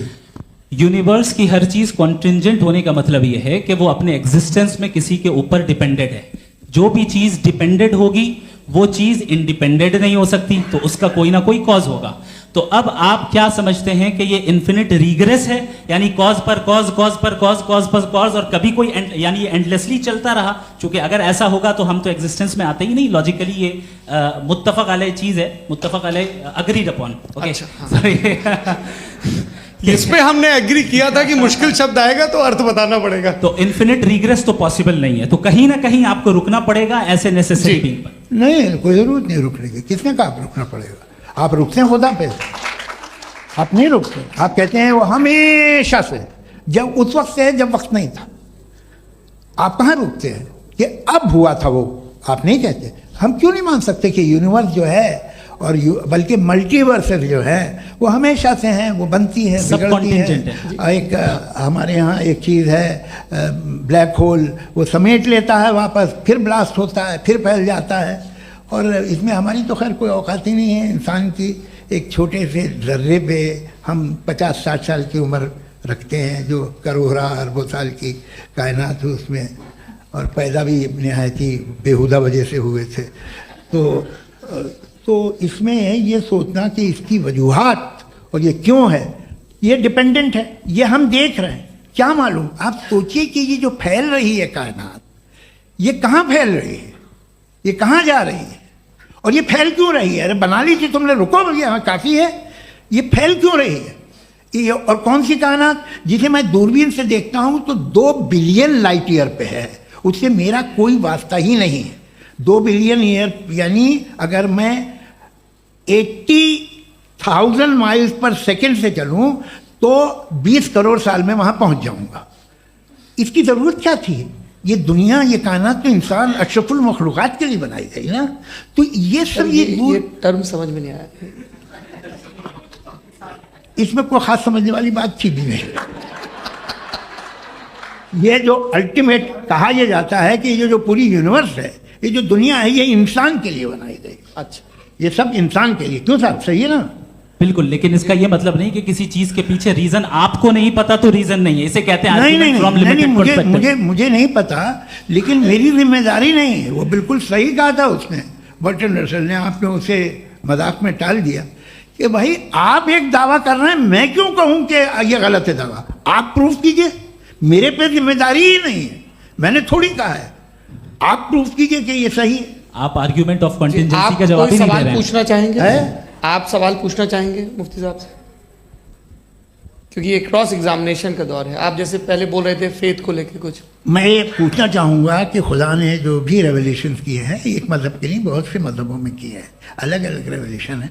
कहीं कुछ एक बातें हैं, कॉन्ट्रडिक्शन भी है आपस में, कहीं कुछ आप कर सकते हैं, कहीं कुछ नहीं कर सकते। ऐसा नहीं है कि सबकी कोड ऑफ मॉरल एक है। तो ये किस्सा क्या है? अब आप ये देखिए कि मुझे कभी कभी लगता है कि ये जो फुटबॉल फाइनल होता है, लाखों लोग होते हैं, फिर वो टीवी कवर करती, करोड़ों लोग, अगर उसमें खुदा की एक बूमिंग आवाज़ आ जाती, मैं गॉड हूँ, तो सारे लोग अभी सुन लेते और टीवी पे भी सुन लेते, किस्सा खत्म होता। ये इतनी राजदारी क्या है कि तुम सामने कुछ तो सबूत दे दो हमें सॉलिड। ये कह साहब ये यूनिवर्स कैसे बनी, इससे मसला क्या हल होगा? मैं पूछूंगा आपसे खुदा कैसे बना? क्यों नहीं पूछूंगा कैसे बना? बल्कि वो तो कायनात से कहीं ज़्यादा इंटेलिजेंट है, कायनात से कहीं ज़्यादा कॉम्प्लेक्स। जी वो हमेशा से है, आप कहेंगे मैं मान लूँगा। अच्छा, दोयम वो कादिर मुतलक, यानी कादिर मुतलक का मतलब ओमनीपोटेंट, वो जो चाहे कर सकता है। आपको नौकरी दिलवा सकता है, आपकी अच्छी जगह शादी करवा सकता है, आपके पड़ोसी का मुकदमा हरवा सकता है, आपको जिता सकता है, सब काम करता है। थोड़ा सा माइक क्लोज जी। वो इस दुनिया को चला कैसे रहा है? ये दुनिया कैसे चल रही है? आपको इस पर हैरत नहीं होती? या क़यामत के बाद कभी एक जस्टिस होगा, जब ये बच्चा मर चुका होगा जिसकी धज्जियाँ उड़ गई बम से, इसको इंसाफ मिलेगा तब? अच्छा, अब जवाब दूं? हाँ दीजिए। मैं वही इसीलिए आप ही की तरफ आता। सबसे पहले आपने रेवलेशन और स्क्रिप्चर्स की बात की, इस पे मैं बात कर सकता हूं लेकिन आज नहीं करूंगा चूंकि वक्त कम है, कभी और इस पे डिस्कस करेंगे। मैं तैयार हूं उस पे भी बात करने के लिए। ये अभी से राउंड 2 की भूमिका तय हो रही है। Does God exist round 2? जी, चूंकि आज गॉड के एग्जिस्टेंस पे बात है तो मैं उसी के रिलेटेड जो है आपके सवालात को एंटरटेन भी करूंगा और मैं भी पूछूंगा। आपने कहा कि आपने साबित ही नहीं किया, जबकि आर्ग्यूमेंट ऑफ कॉन्टिजेंसी बुनियादी आर्ग्यूमेंट है। आप मुझे कॉन्टिजेंसी का मतलब बताइए, आपका मतलब क्या? कॉन्टिजेंसी कॉन्टिजेंसी का मतलब यह हुआ कि हर वो वजूद जो किसी भी चीज का पाबंद है, हर वो वजूद या हर वो चीज जो अपने एग्जिस्टेंस में किसी भी चीज के पाबंद है और उससे बाउंड है, उसको उसकी जरूरत है, उस पर डिपेंड करती है, तो जाहिर सी बात है कि उसका कोई ना कोई कॉज होता है। ये तो अक्ल की बात है।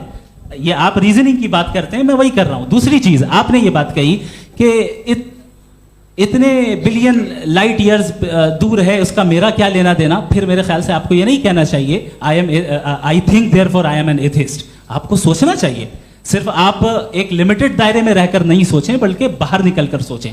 आपने तीसरा सवाल किया, आपने 2-3 सवाल एक साथ। ऐसी बातें ना कीजिए, कुछ लोगों को इतराज हो जाएगा आप पे कि आप कुछ भी सोचिए। ये इजाजत आपको है नहीं, मुझे है।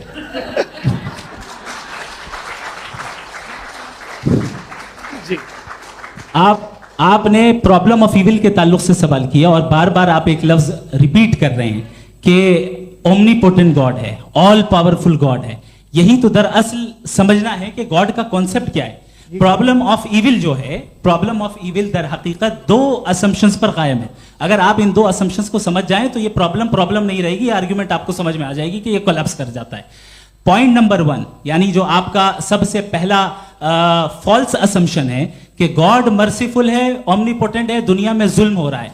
लेकिन आपको यह समझना चाहिए कि हमारे वर्ल्ड व्यू के मुताबिक गॉड सिर्फ ओमनीपोटेंट और सिर्फ मर्सीफुल नहीं है, बल्कि वो ऑल वाइज भी है और वो ऑल नोइंग भी है। उसके हर काम के पीछे हिकमत और विजडम है। ये कोई जरूरी नहीं है कि वो हिकमत और विजडम आपको समझ में आए या मुझे समझ में आए। अगर आप जो समझ रहे हैं उसके मुताबिक आप फैसला कर रहे हैं, ये लिमिटेड पर्सपेक्टिव से आर्गुमेंट है। और इस चीज को हम अपनी दुनिया में, अपने लाइफ में, डेली लाइफ में इस प्रिंसिपल को एक्सेप्ट करते हैं। हम जब किसी डॉक्टर के पास जाते हैं, डॉक्टर के पास जाकर वो अगर उसने हमें कोई दवाई दी है तो हम ये तो नहीं कहते कि जब तक आपके पास जितना नॉलेज और जितना विजडम नहीं है, आपने क्यों ये दवाई दी है, तब तक हम इस चीज को एक्सेप्ट नहीं करेंगे। नहीं कहते, हम उसकी अथॉरिटी को तस्लीम करते हैं। क्यों? क्योंकि उसकी हम जानते हैं कि वो नॉलेजेबल है, वो विजडम वाला है, हमसे ज्यादा नॉलेज और हमसे ज्यादा विजडम है। बताएं सर। नहीं, डॉक्टर में और खुदा में बड़ा डिफरेंस है। डॉक्टर पढ़ा लिखा होता है एक, तो मैं उसकी बात सुनूंगा। दोयम ये नहीं, कुछ जवाब तो ये भी नहीं है सर आप प्लीज, ये आ आप जाइए, अगर चलिए। सब ऑडियंस से बोलने लगेंगे तो हाँ। फिर मतलब नहीं सिविलाइज्ड बहस का। मतलब आप ये कहें कि चूंकि आप डॉक्टर पे बिलीव करते हैं इसलिए खुदा पे बिलीव किए, क्या ये मिसाल आपको समझाने के लिए। आर्ग्यूमेंट है, इस पे आपको एतराज नहीं है। तो सिंपल बात ये है कि मैं अगर ये यकीन कर लूँ कि एक ओमनीपोटेंट, उसकी मसलहत है, ये जो बच्चे मर रहे हैं ये मसलहत है उसकी, मुझे नहीं चाहिए इसकी मसलहत। उसकी मसलहत नहीं, यही तो मसलहत समझना है। मतलब एक्सपीडियंसी। अच्छा, इस आपने अभी मेरी बात पूरी सुनी नहीं। मैंने कहा आपका पूरा आर्ग्यूमेंट दो फॉल्स असम्पशंस पर है। एक फॉल्स असम्पशन मैंने बता दिया, दूसरा फॉल्स असम्पशन यह है कि इस दुनिया में इविल के होने का कोई गुड रीजन नहीं है, जबकि हमारे पास बाज रीजंस मौजूद हैं, हमारे पास बाज वजूहात मौजूद हैं। अगर इस दुनिया में इविल ना हो तो आप गुड को डिफाइन कैसे करेंगे? अगर जुल्म ना हो आप इंसाफ को समझेंगे कैसे? अगर तारीकी ना हो तो आप लाइट को समझेंगे कैसे? बहुत अच्छे। अभी और सुन लें, अभी और बाकी है। ये तो बात बहुत पसंद आई साहब मुझे, कि जब तक रेप ना हो तब तक औरतों की इज्जत का ख्याल आपने मेरा जवाब पूरा सुना ही नहीं। जब तक के बच्चों का कत्ल ना किया जाए तब तक आपको बच्चों की मासूमियत की इज्जत है। आपने पूरा जवाब सुना ही क्या नहीं। बात है, क्या आपने नुक्ता निकाला हुआ? आपने पूरा जवाब सुना ही नहीं। आप सुन लें, मेरी बात सुन लें। ये मैंने आपको एक चीज बताई। दूसरी चीज, इस दुनिया में हम आए हैं टेस्ट के लिए, हमारा टेस्ट हो रहा है और हर इंसान का अलग अलग अंदाज में टेस्ट होता है। और इस दुनिया में अगर इविल मौजूद है तो वो इविल जरिया है हमारे अंदर ह्यूमन नोबल क्वालिटीज को डेवलप करने का और अलग अलग फील्ड में प्रोग्रेस करने का। और अगर हमारे अंदर और इस दुनिया में इविल नहीं होता तो बताइए टेस्ट का मतलब क्या होता? अगर मैं अपने स्टूडेंट को एमसीक्यूज दूं और उसमें सिर्फ राइट आंसर लिख कर दे दूं और कहूं तुम्हारा टेस्ट हो गया, ये मीनिंगलेस है। इस दुनिया में अगर हम टेस्ट के लिए आए हैं तो जाहिर है गुड एंड इविल दोनों मौजूद है। तो अगर गुड एंड इविल दोनों मौजूद है तो ये इविल भी खुदा का बनाया हुआ है। जी हाँ, खुदा का बनाया हुआ है, लेकिन अच्छा चलो अच्छी बात। जी बिल्कुल, तो बिल्कुल खुदा ने मतलब बनाया। अभी तो ये है कि जो मेजॉरिटी है दुनिया में वो इविल है, तो ये खुदा एक्चुअली इविल के साइड पे लग रहा है मुझे। बिल्कुल भी नहीं, मैं बताता हूं। मेजॉरिटी में तो वो है। क्या बात कर रहे हैं भाई आप? मैं बहुत- कोई भी जो मुंसिफ होगा, चाहे आपका अपना घर हो जिसके आप सबसे बड़े हैं, चाहे आपकी ऑर्गेनाइजेशन हो जो आप चलाते हैं, वहां पर आप इविल रखेंगे साबित करने को कि बाकी लोग शरीफ हैं। मेरी बात सुन क्या लें। ये आर्ग्यूमेंट ही गलत है? अगर- कि जब तक के कोई इविल नहीं होगा तब तक के शरीफ आदमी शरीफ नहीं लगेगा। अगर एग्जामिनर गलत ऑप्शन दे रहा है तो एग्जामिनर इविल नहीं हो गया, जो गलत ऑप्शन को सेलेक्ट कर रहा है वो फेल होगा। क्रिएटर ने इविल को बनाया है लेकिन वो इविल नहीं है। अच्छा। सुनिए मेरी बात, चलिए, लेट मी कंप्लीट सर। जी जी। क्रिएटर ने इविल को बनाया है टेस्ट के लिए, वो इविल नहीं है। इविल वो होगा जो उसे इख्तियार करेगा। छुरी को बनाने वाला गलत नहीं होता है, छुरी का गलत इस्तेमाल करने वाला गलत होता है। रेप को कैसे गलत इस्तेमाल करते हैं? रेप इंसान के फ्री विल का नतीजा है। ये रेप कैसे गलत इस्तेमाल होता है? ये मुझे अब सुन लें, अब सुन लें। गलत इस्तेमाल होता है। हाँ मैं बता रहा हूँ ना, रेप कैसे गलत मैं बता रहा हूँ जी। कि जो इविल इस दुनिया में मौजूद है उसके कई सारे तरीके हैं। एक तरीका इंसान का अपना फ्री विल है। अब अगर कोई रेपिस्ट रेप कर रहा है तो इसका गॉड का कसूर नहीं है, वो अपने फ्री विल का गलत इस्तेमाल कर रहा है, उसको सजा मिलनी चाहिए। अच्छा। और उसी के लिए जहन्नम बनाई गई है। ये फ्री विल का भी बड़ा चक्कर। आप जब कोई बुरा काम करते हैं या कोई बुराई होती है तो ये कहा जाता है कि ये फ्री विल है। 7 billion free wills are moving on this planet. 7 billion free will. और एक आदमी अपनी फ्री विल से मुझे कत्ल कर दे तो मैं खुदा की मर्जी से मरा हूं कि इसकी फ्री विल की वजह से? मेरी मौत खुदा के हाथ है या ये फ्री विल वाले के हाथ है? खुदा ने फ्री विल का निजाम बनाया है और उस निजाम का गलत इस्तेमाल करके कोई आपको मार रहा है, इस्तेमाल करके मेरा कत्ल कर देता है। अब मेरी मौत का जिम्मेदार कौन है? वो इंसान जिम्मेदार है। वो इंसान। जी। तो ये कहना कि और उसको सजा मिलेगी। तो अब आप आगे चलिए कि ये तय करना कि अल्लाह ही या खुदा, सॉरी अल्लाह ने, खुदा ही जिंदगी देता है, खुदा ही मौत देता है, ये गलत है। बिल्कुल गलत नहीं है। हाँ, नहीं, निजाम उसी ने बनाया फ्री विल का। निजाम मौत और हयात का उसी ने बनाया। You are contradicting yourself. अभी आपने कहा कि एक आदमी ने फ्री विल से आपको मार दिया, इसमें उसे फ्री विल दी गई थी, उसने गलत इस्तेमाल किया। 7 billion free wills are moving on this planet और आप चाह रहे हैं कि मैं सिर्फ खुदा का ध्यान करूं। ये 7 बिलियन फ्री विल्स को मुझे लुक आफ्टर करना पड़ेगा कि नहीं? ये तो तबाहियां कर रही हैं और तबाहियां ज़्यादा हो रही हैं। बिल्कुल। तो अगर आप बताएं अगर खुदा नहीं है फॉर एग्जाम्पल, तो आप इविल को कैसे डिसाइड करेंगे? यानी how can you define evil objectively without God? देखिए, दुनिया में 2 तरह के जानवर हैं। एक जो अकेले रहते हैं जंगल में और एक जो ग्रुप्स में रहते हैं। ग्रुप में जो भी रहेगा, चाहे वो आपका फाउंडेशन हो, चाहे कोई क्लब हो, चाहे कोई पॉलिटिकल पार्टी हो, चाहे कोई यूनिट हो, उसमें आपको इंटरैक्ट करने के रूल बनाने पड़ेंगे। यानी लोग तय करेंगे। लोग तय करेंगे। अगर लोगों ने यह तय किया कि किसी का रेप करना सही, आप जस्टिफाई करेंगे? नहीं, आपका फाउंडेशन तो ये हो गया ना कि लोग ही विल डिसाइड करेंगे। नहीं। अरे दुनिया में ऐसे ग्रुप्स हैं जो रेप को जायज़ मानते हैं सर्टेन हालात में। मैं डिटेल में नहीं जानूंगा, आप भी जानते हैं।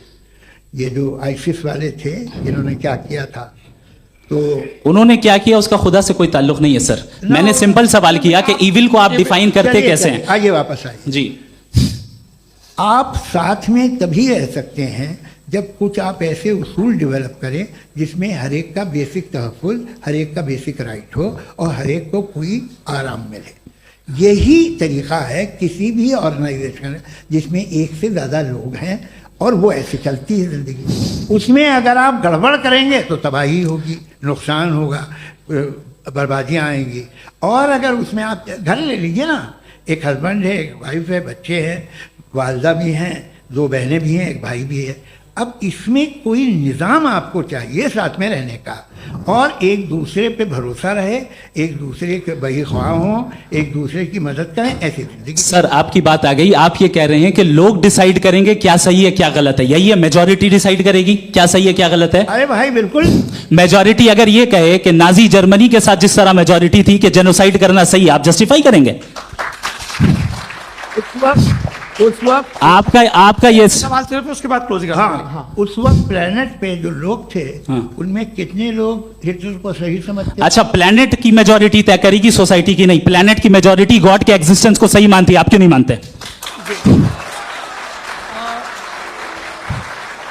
ये हेलो ये क्रॉस क्वेश्चन का राउंड यहाँ पर समाप्त होता है। और ये बड़ा अच्छा है कि इस तरह से फ्रेगमेंट कर दिया गया है ताकि जो मरकरी ऊपर जा रहा है नीचे जवाब दे दूं। जी। प्लेनेट की ज़्यादातर मेजॉरिटी कुछ दूसरे मजहबों के खुदा को मानती है। आप उन्हें क्यों नहीं? आप तो मेजॉरिटी की बात कर रहे हैं। अच्छा, ये क्लोजिंग आप ये कह रहे हैं इविल और गुड को डिसाइड मेजॉरिटी करेगी। मेजॉरिटी जो कर दे वो सही हो जाएगा। क्लोजिंग इसको जैसा आप ही लोगों ने तय किया है उसी फॉर्मेट को फॉलो कर लेते हैं। हाँ भाई, मैंने तो भले लोगों पे एतबार किया और तब मॉडरेशन तय किया।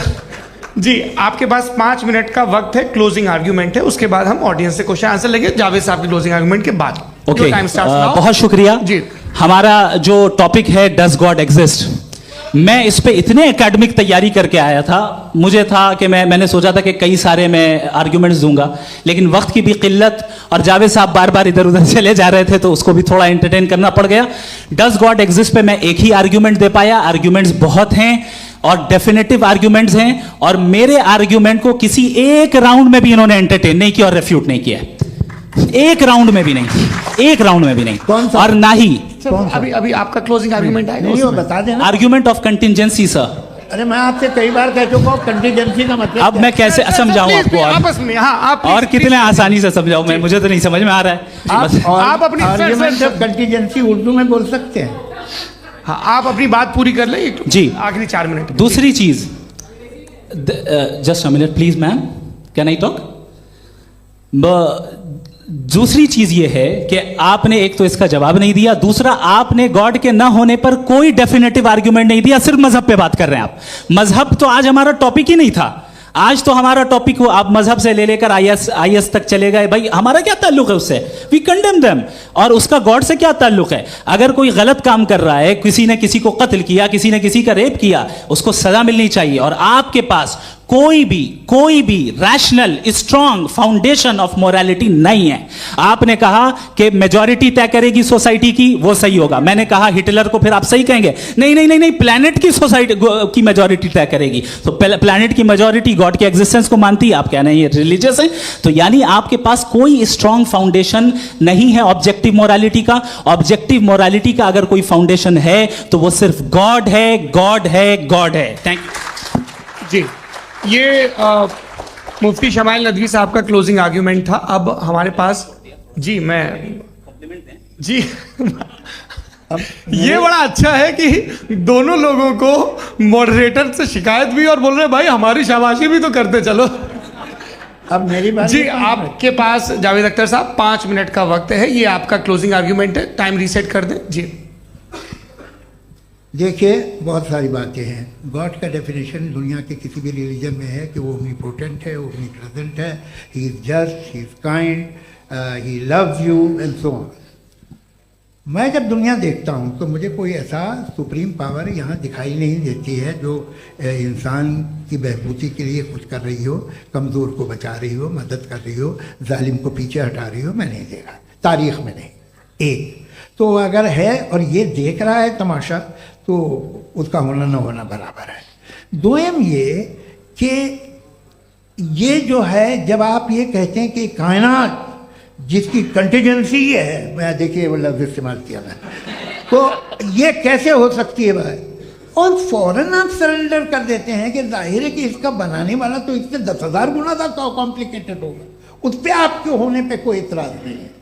उसे वो टाइमलेस है, वो पहले से था, टाइम तो बहुत बाद में आया। ये सब आप मानने को तैयार है जिसका आपके पास कोई सबूत नहीं, आपके पास कोई रीज़न नहीं है। आपकी तारीख क्या है मजहबों की? बिलीफ की, जो खुदाओं का बिलीफ है, ये कॉन्स्टेंटली गलत साबित होता रहा है। मतलब आप कहें कि अरिस्टोटल के ज़माने में तो सब जाहिल थे, वो भी इतने ही यकीन से खुदा पे यकीन रखते थे, जो अब नहीं रहा। ये भी नहीं रहेगा, आप लिख लीजिए। और इसके आसार आपको दुनिया में दिखाई देना शुरू हो चुके हैं। ये बहस क्या आज से 100 साल पहले इस तरह हो सकती थी? यहाँ तक तो आपको हम ले आए हैं। तो सर अरे इनको मदद की ज़रूरत नहीं भाई, ये सेल्फ सफिशिएंट आदमी है, आप क्यों इनकी मदद कर रहे हैं? Sir please. तो ये जो है तमाम बातें अपनी जगह हैं। ये एक पैकेज है। आप अकेले, कोई आदमी ऐसा नहीं जो सिर्फ गॉड को मानता हो। उसके साथ बहुत पैराफर्नेलिया आता है, अलग अलग पैराफर्नेलिया आते हैं। They have always created chaos in the society. मैं तो आपको सीधा ऑफर देता हूँ कि दुनिया में 10 इम्पॉर्टेंट बिलीव्स है। आप एक मानते हैं, 9 नहीं मानते, 9 में आप एथियस्ट हैं, 9 को आप बिल्कुल रीजनेबली मेरी तरह देखते हैं। तो 90 मजहबी आदमी भी 90% एथियस्ट है। वो दूसरे खुदा नहीं मानता, एक खुदा मानता है, अपना वाला, बाकियों को कहता है गलत है। अगर आप मानना ही बंद कर दे तो आपका 10% चांस है कि आप सही हैं और 90% चांस है कि आप गलत हैं। मेरा मशवरा है, आप मानना छोड़ दिए तो 50% चांस होगा कि आप सही हैं और 50% चांस होगा, 40% आप गेन करेंगे बाय बिकमिंग एन एथियस्ट।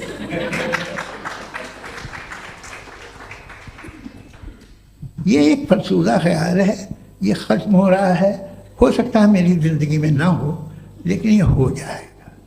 जो बातें ये इनको आप मेटाफिजिकल ये वो ऐसे रिस्पेक्टेबल टर्म दे दिए, ये तो उन लोग के हैं जिन्हें ना फिजिक्स मालूम थी ना मेटा मालूम था, ये उन्होंने आपको दिए हैं। जी बहुत शुक्रिया आप दोनों लोगों का। और अब इस बातचीत का आखिरी राउंड शुरू होगा, डज गॉड एग्जिस्ट की ये बहस मुफ्ती शमाइल नदवी और जावेद अख्तर साहब के बीच। आप लोग अपने अपने हाथ ऊपर करेंगे, मैं यहाँ से तय करूँगा। और माइक हमारे पास है क्या? एक ही माइक है ऑडियंस के लिए? 2 माइक है, एक इस तरफ एक इस तरफ, ठीक है। तो जी सबसे पहले हमारी सहयोगी हैं मारिया शकील जी, पूछिए सवाल। थोड़ा सा रुकेंगे ताकि कैमरे का फ्रेम आप पर आ जाए, आपकी तो प्रैक्टिस है टीवी की। जी नदवी साहब, मैं खुदा को मानती हूँ, पहले मैं इसी प्रमाइस से शुरू कर रही हूँ और ये बता रही हूँ आपको, मैं मानती हूँ। लेकिन कुछ सवाल हैं जो जावेद साहब ने उठाया, उसका जवाब आपको देना चाहिए। पहला सवाल ये कि गज़ा में सालों से छोटे बच्चे मर रहे हैं, वो उनको अगर खुदा मर्सीफुल है, हम मानते हैं कि अल्लाह ताला में बहुत ताकत है, तो वो बच्चे क्यों मर रहे हैं? दूसरी बात ये कि अगर कंटिजेंसी की जो आप बात करते हैं, पूरे मुस्लिम ममालिक मिल करके भी उन गज़ा के बच्चों को क्यों नहीं बचा पा रहे हैं? क्योंकि अगर वो चाहते, क्योंकि अल्लाह ताला उन पर हुकूमत करते हैं, सब पर हुकूमत करते हैं, तो वो उनको क्यों नहीं बचा? जी थैंक यू वेरी मच। बहुत अच्छा किया आपने इस चीज़ को जिक्र कर दिया, मैं इसको और अच्छे से एक्सप्लेन करने की कोशिश करता हूँ।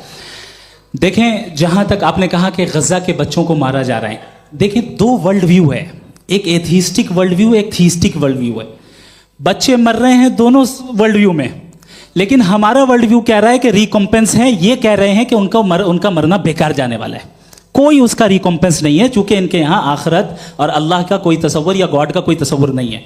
आपने ये सवाल किया कि गॉड मर्सीफुल है, क्यों नहीं रोकता? ये मैंने बताया कि ये मिसकंसेप्शन है लोगों के दरमियान कि गॉड को सिर्फ मर्सीफुल और ओमनीपोटेंट समझते हैं। गॉड के सिर्फ यही 2 एट्रीब्यूट्स नहीं हैं, गॉड के कई सारे एट्रीब्यूट्स हैं, उनमें से अल हकीम भी है, उनमें से ऑल वाइज भी है, ऑल नोइंग भी है। लिहाजा अगर इस दुनिया में किसी को तकलीफ आ रही है और गॉड उसको नहीं रोक रहा है, वो इसलिए नहीं रोक रहा है चूंकि इंसानों को फ्री विल दिया गया है। ठीक इसी तरीके से अगर एक डॉक्टर किसी छोटे बच्चे को इंजेक्शन लगा रहा है, उसे तकलीफ पहुंच रही है, उसके लिमिटेड पर्सपेक्टिव के एतबार से यह गलत हो रहा है और डॉक्टर बुरा है। लेकिन जब आप ब्रॉडर पिक्चर को देखेंगी, आपके और हमारे पास सिर्फ एक पिक्सल है, हमें इतना नजर आ रहा है कि गजा में कत्ल हो रहा है, लेकिन इसके पीछे कितना रिकॉम्पेंस उनको मिलने वाला है, पूरा पिक्चर गॉड के पास है। तो एक पिक्सल से आप पूरे पिक्चर को कभी भी जज नहीं कर सकती। आप इसमें कुछ जोड़ना चाहेंगे? आपको कुछ बोलना है इसमें? भैया आपने बहुत अच्छा जस्टिफिकेशन दिया। या आप वो जो वहाँ के प्राइम मिनिस्टर इजराइल के उन्हें भेजिए, वो बहुत खुश होंगे। आप जस्टिफिकेशन दे देना कि अगर गॉड नहीं है तो बच्चे क्यों मर रहे हैं, आप बताएं। वो ये सवाल पूछ रहे हैं कि अगर आप ईश्वर का अस्तित्व नहीं मानते हैं तो उन बच्चों की मौत को आप कैसे इंटरप्रेट करते हैं? भाई ये दुनिया जो है, जो ताकतवर लोग होते हैं वो एक नाइंसाफी करते हैं। तो ये अच्छा काम है आपके नजदीक, तो नेचर नाइंसाफी पे मबनी है। अरे मेरे भाई, आप नेचर की कहाँ बात कर रहे हैं, तो इंसान की बात। तो फिर जब मैं इंसान की बात कर रहा था, आप नेचर की बात करने लग गए। क्रॉस एग्जामिनेशन नहीं। हाँ, अब आप मुझे बोलने नहीं देंगे तो अलग बात है, आप बोलिए, मैं मुझे कोई जल्दी नहीं। जी नहीं, ये क्रॉस एग्जामिनेशन मुझे बोल तो लेने दीजिए। जी बोलिए। क्या बात ये है कि ह्यूमन सोसाइटी तभी साथ में रह सकती है जब वो मोहब्बत से, एकता से, एक दूसरे के एहतराम करके रहे। इसके अलावा पॉसिबल नहीं है, अकेले तो इंसान रह नहीं सकता। वहाँ पर कुछ लोग हैं जो फाउल करते हैं, वो फाउल हमेशा से तारीख में होता आया है। आज ये हो रहा है, जो हो रहा है बहुत बुरा हो रहा है, बहुत जालिमाना है, बहुत जाबराना है।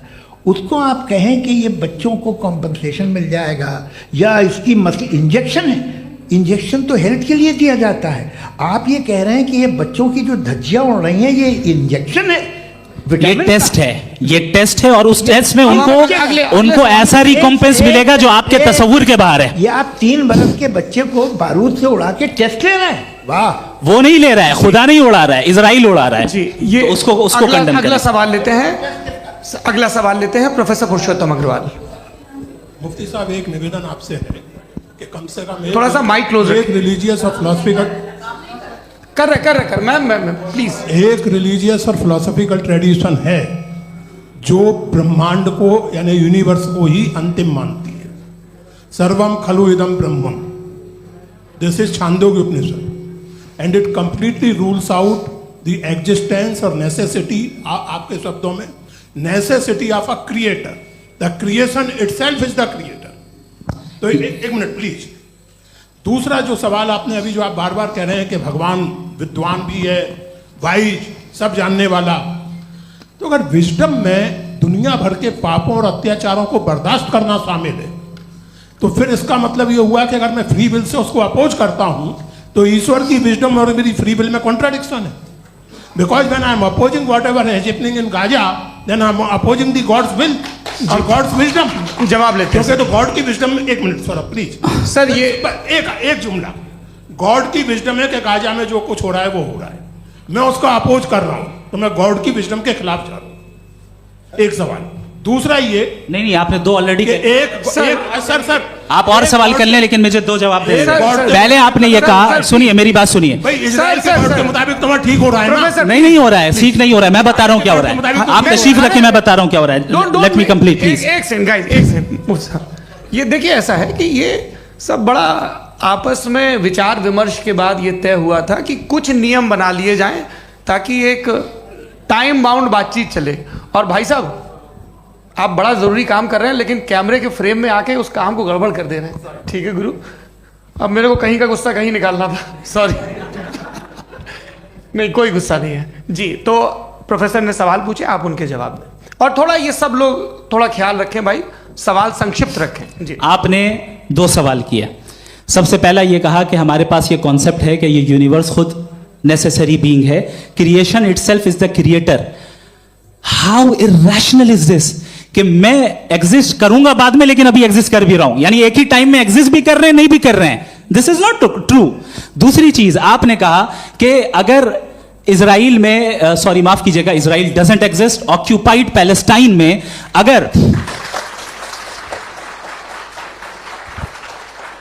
अगर ऑक्यूपाइड पैलेस्टाइन में बच्चों को मारा जा रहा है फ्री विल की वजह से और गॉड नहीं रोक रहा, ये कॉन्ट्राडिक्शन है। ये बताइए कि एक एग्जाम में एक बच्चा गलत आंसर लिख रहा है, सुनिए, एग्जामिनर चाहे तो रोक सकता है, क्यों नहीं रोक रहा है?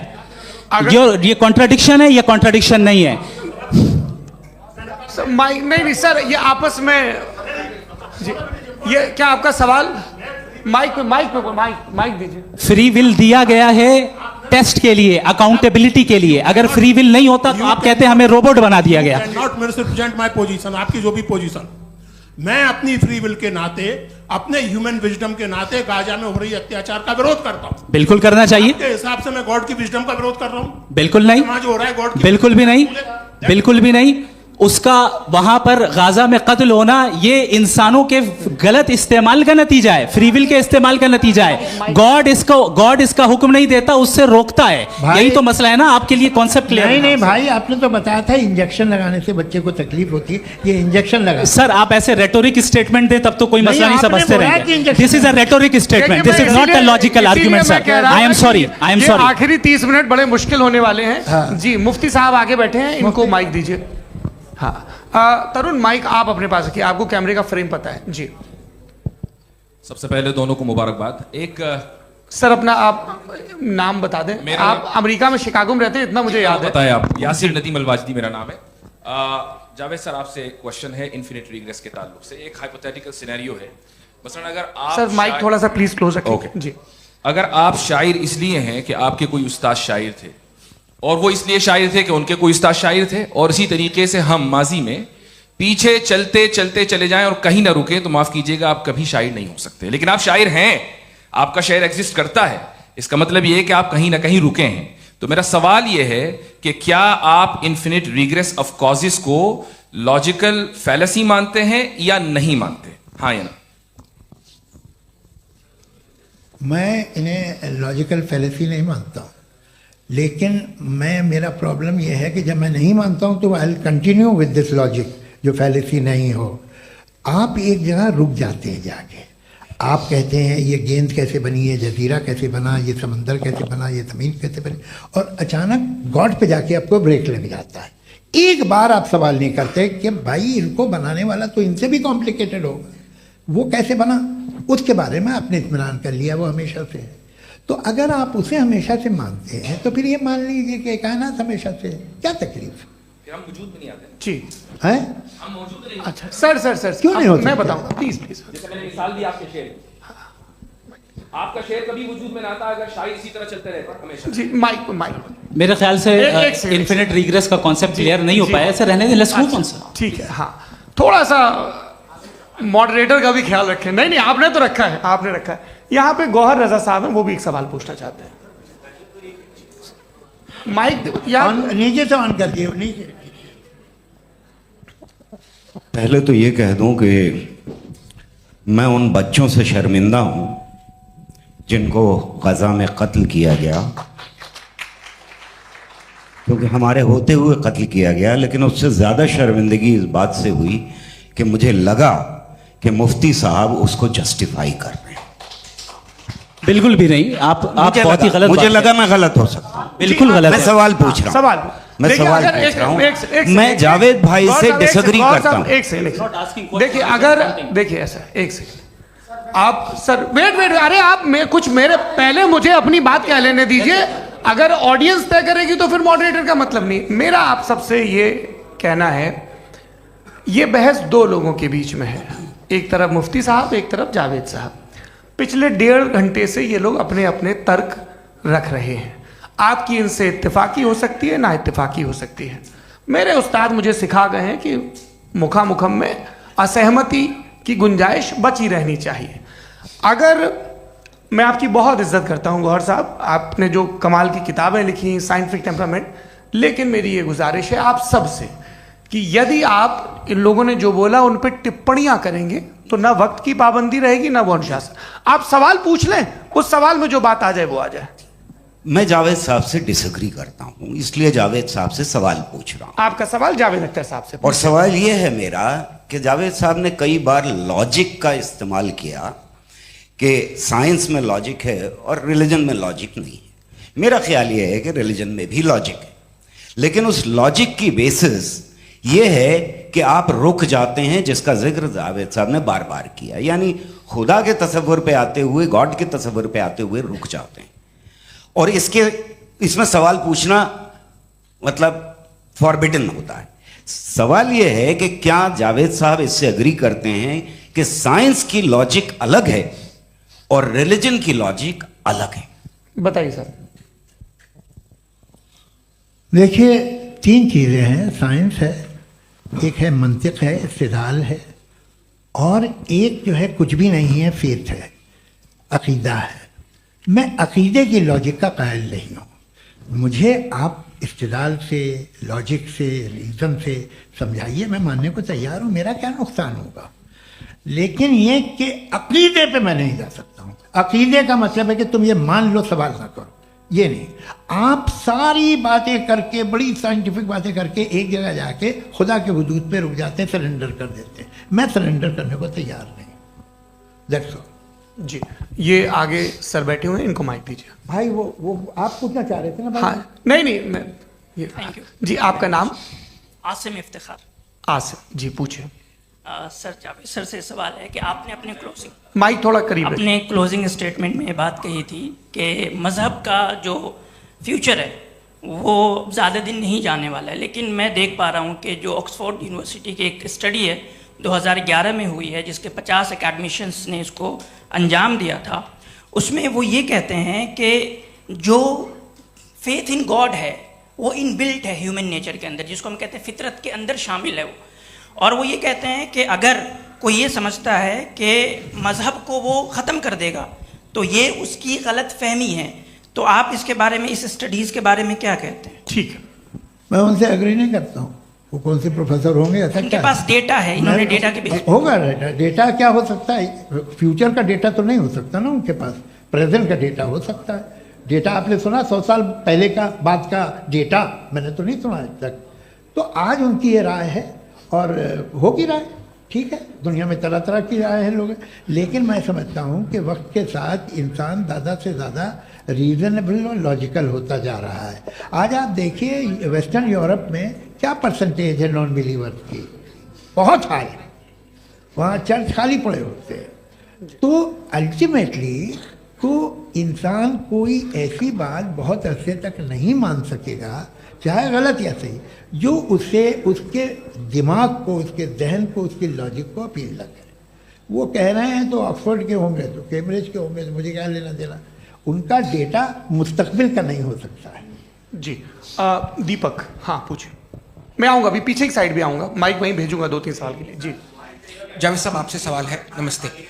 अरे भाई सर, अगर आप ही लोग तय करना है तो फिर 200 लोग तय कर लें। ये एक साहब पूछ नहीं रहे सर, हैं। Please don't do this sir, everybody has a right sir, but we can only take selected questions. No no sir, अरे ये भाई, यंग लोग भी हैं आराम से। तो इनकी ये एक अब बात उतने यंग, सुनिए। भाई आप यंग हैं कि नहीं हैं? एक मिनट, वो कह रहे हैं वो भी आइए, यंग हैं पूछ रहे हैं ना साहब, भाई। आप उनकी नौजवानी पर दावा उनको ही करने थे। हाँ मुफ्ती साहब आप यंग, हाँ पूछे। अरे भैया सर, मेरा सवाल ये है। कुछ इनसे भी तो पूछो। जी हाँ। नहीं, बस आपसे एक सवाल है। जैसे थीस्टों के पास अपने जो ईश्वर को मानते हैं, उनके पास अपने सोशल गेट टुगेदर्स हैं। 5 रोज़ आज क्रिसमस आने वाला है, होली है, दिवाली है, ईद है। एथिस्ट क्या ऑफर कर रहे हैं? मतलब मैं इनकी दुकान से बोलूं मैं आना चाहता हूं उस तरफ, पर मैं अट्रैक्ट नहीं हो पा रहा हूं। मैं सोशल गेट टुगेदर्स क्या है आपके पास?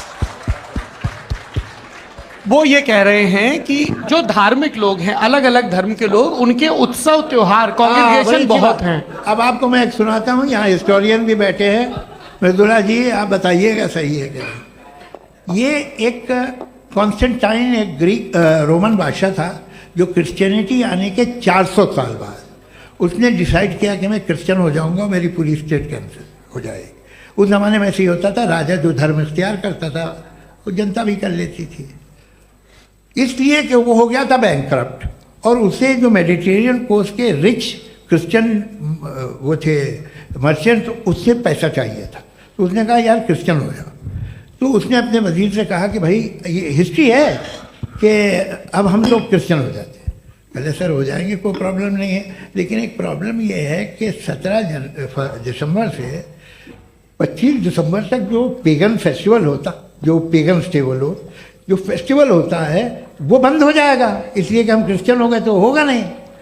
तो वो बच्चों को बहुत बुरा लगेगा, पब्लिक को बहुत इन्जॉय करते हैं, खासतौर से 25 को मेन डे। उसने कहा हाँ ये तो सही कह रहे हो, ये जीसस क्राइस्ट की पैदाइश कब थी? कहते साहब वो अप्रैल में थी। नहीं कट करो, वो 25 दिसंबर को है। ये हकीकत है जी। और 400 साल बाद क्रिश्चियनिटी के अप्रैल से दिसंबर ले आए, और इसलिए कि यहाँ पेगन फेस्टिवल होता था। अब मनाते हैं आप आराम से। ये जो सारे फेस्टिवल हैं ये रिलीजन से, हर एक को एक इंटरटेनमेंट डिपार्टमेंट चाहिए होता है अपनी कंपनी चलाने के लिए। तो ये रिलीजन ने, ये सेकुलर त्योहार थे जिन्हें रिलीजन्स ने ले लिया है। ये मौसम के थे, फसलों के थे, किसानों के थे, उसको आपने लेके रिलीजियस रंग दे दिया। ये कोई रिलीजन से थोड़ी आए आप। अच्छा हमें देखिए, हम तो मुल्द हैं, हम ईद मनाते हैं, हम दिवाली मनाते हैं, हम होली मनाते हैं, हम क्रिसमस मनाते हैं। बम्बई की फिल्म इंडस्ट्री की सबसे बड़ी होली हमारे घर में, सबसे बड़ी ईद हमारे घर में। वो हमारी सोशल वो है, हमारा हेरिटेज है। ऐसा थोड़ी है कि we will throw the baby along with the water. ये तो अच्छी चीज़ है, इन्हें रखो, जो बेकार है फेंक दो। जी हाँ हेलो जी, मेरा सवाल नादवी जी से है। जैसा कि आपने बोला कि गॉड टाइम के भी परे हैं, और गॉड इतनी कॉम्प्लेक्स चीज़ है कि उसे ह्यूमन माइंड समझ नहीं सकता, और गॉड ने अर्थ पे फ्री विल भी दे दी है। तो आप अपना वक्त ज़ाया क्यों कर रहे हैं गॉड के बारे में बात करके? अपन को तो बात करनी चाहिए कि सोसाइटी को बेहतर कैसे करें। जी, मैं गॉड वही बताता है सोसाइटी को कैसे बेहतर करे। अभी मैं आपका जवाब देता हूं। आपने कहा कि टाइम पे वो एग्जिस्ट नहीं करता, सो मेरा सवाल ये है कि जैसा आपने बोला कि गॉड बहुत ही कॉम्प्लेक्स चीज है, मैंने और कहा ही नहीं कि कॉम्प्लेक्स है, तो आपके अल्फाज हैं। कॉम्प्लेक्स का लफ्ज गॉड के लिए सुइटेबल नहीं है। क्यों? क्योंकि कॉम्प्लेक्स वो चीजें होती हैं जो ऑब्जेक्ट हो। God is not an object जिसको आप इंस्ट्रूमेंट के जरिए लेबोरेटरी में जाके टेस्ट करें, oh it's very complex. No, वो कोई कार का इंजन नहीं है। मेरा वो सवाल फिलोसॉफिकली नेसेसरी बीइंग ऐसी बीइंग है जो सिंपल बीइंग है। हाँ, आप उसको मुकम्मल तौर पे उसकी तमाम हिकमतों को जान ले और हर चीज को जान ले, ये पॉसिबल नहीं है, क्योंकि वो ऑल वाइज है, आप ऑल वाइज नहीं है, और वो खुदा है, वो आपको सारी चीजें बता दे, ये जरूरी नहीं। मेरा सवाल ये नहीं था, मेरा सवाल ये था कि जब गॉड इतना परे है इस दुनिया से कि उसने अर्थ पे फ्री विल भी दी है, हम सब ह्यूमंस की फ्री विल है, और जो सोसाइटी में हो रहा है वो अपन लोग डिसाइड करेंगे, तो God अपन के लोग बारे डिसाइड में नहीं बात करेंगे करने ना, अपन लोग डिसाइड नहीं करेंगे। गॉड जो है, गॉड ने वो उसकी जात, उसकी एग्जिस्टेंस टाइम एंड स्पेस से परे है, लेकिन वो हमारा टेस्ट ले रहा है और उसी गॉड ने हमें बताया कि तुम्हें क्या करना है क्या नहीं करना है, तो जाहिर है उस गॉड की बात सुनेंगे ना हम। जी, वो पीछे एक चश्मा लगाए जो मैम खड़ी हैं, उनको दीजिए। हाँ, आप जी जी बिल्कुल आएंगे। देखिए, मैं कोशिश कर रहा हूँ सब तरफ जाने की। हाँ, उनको दीजिए माइक। जी,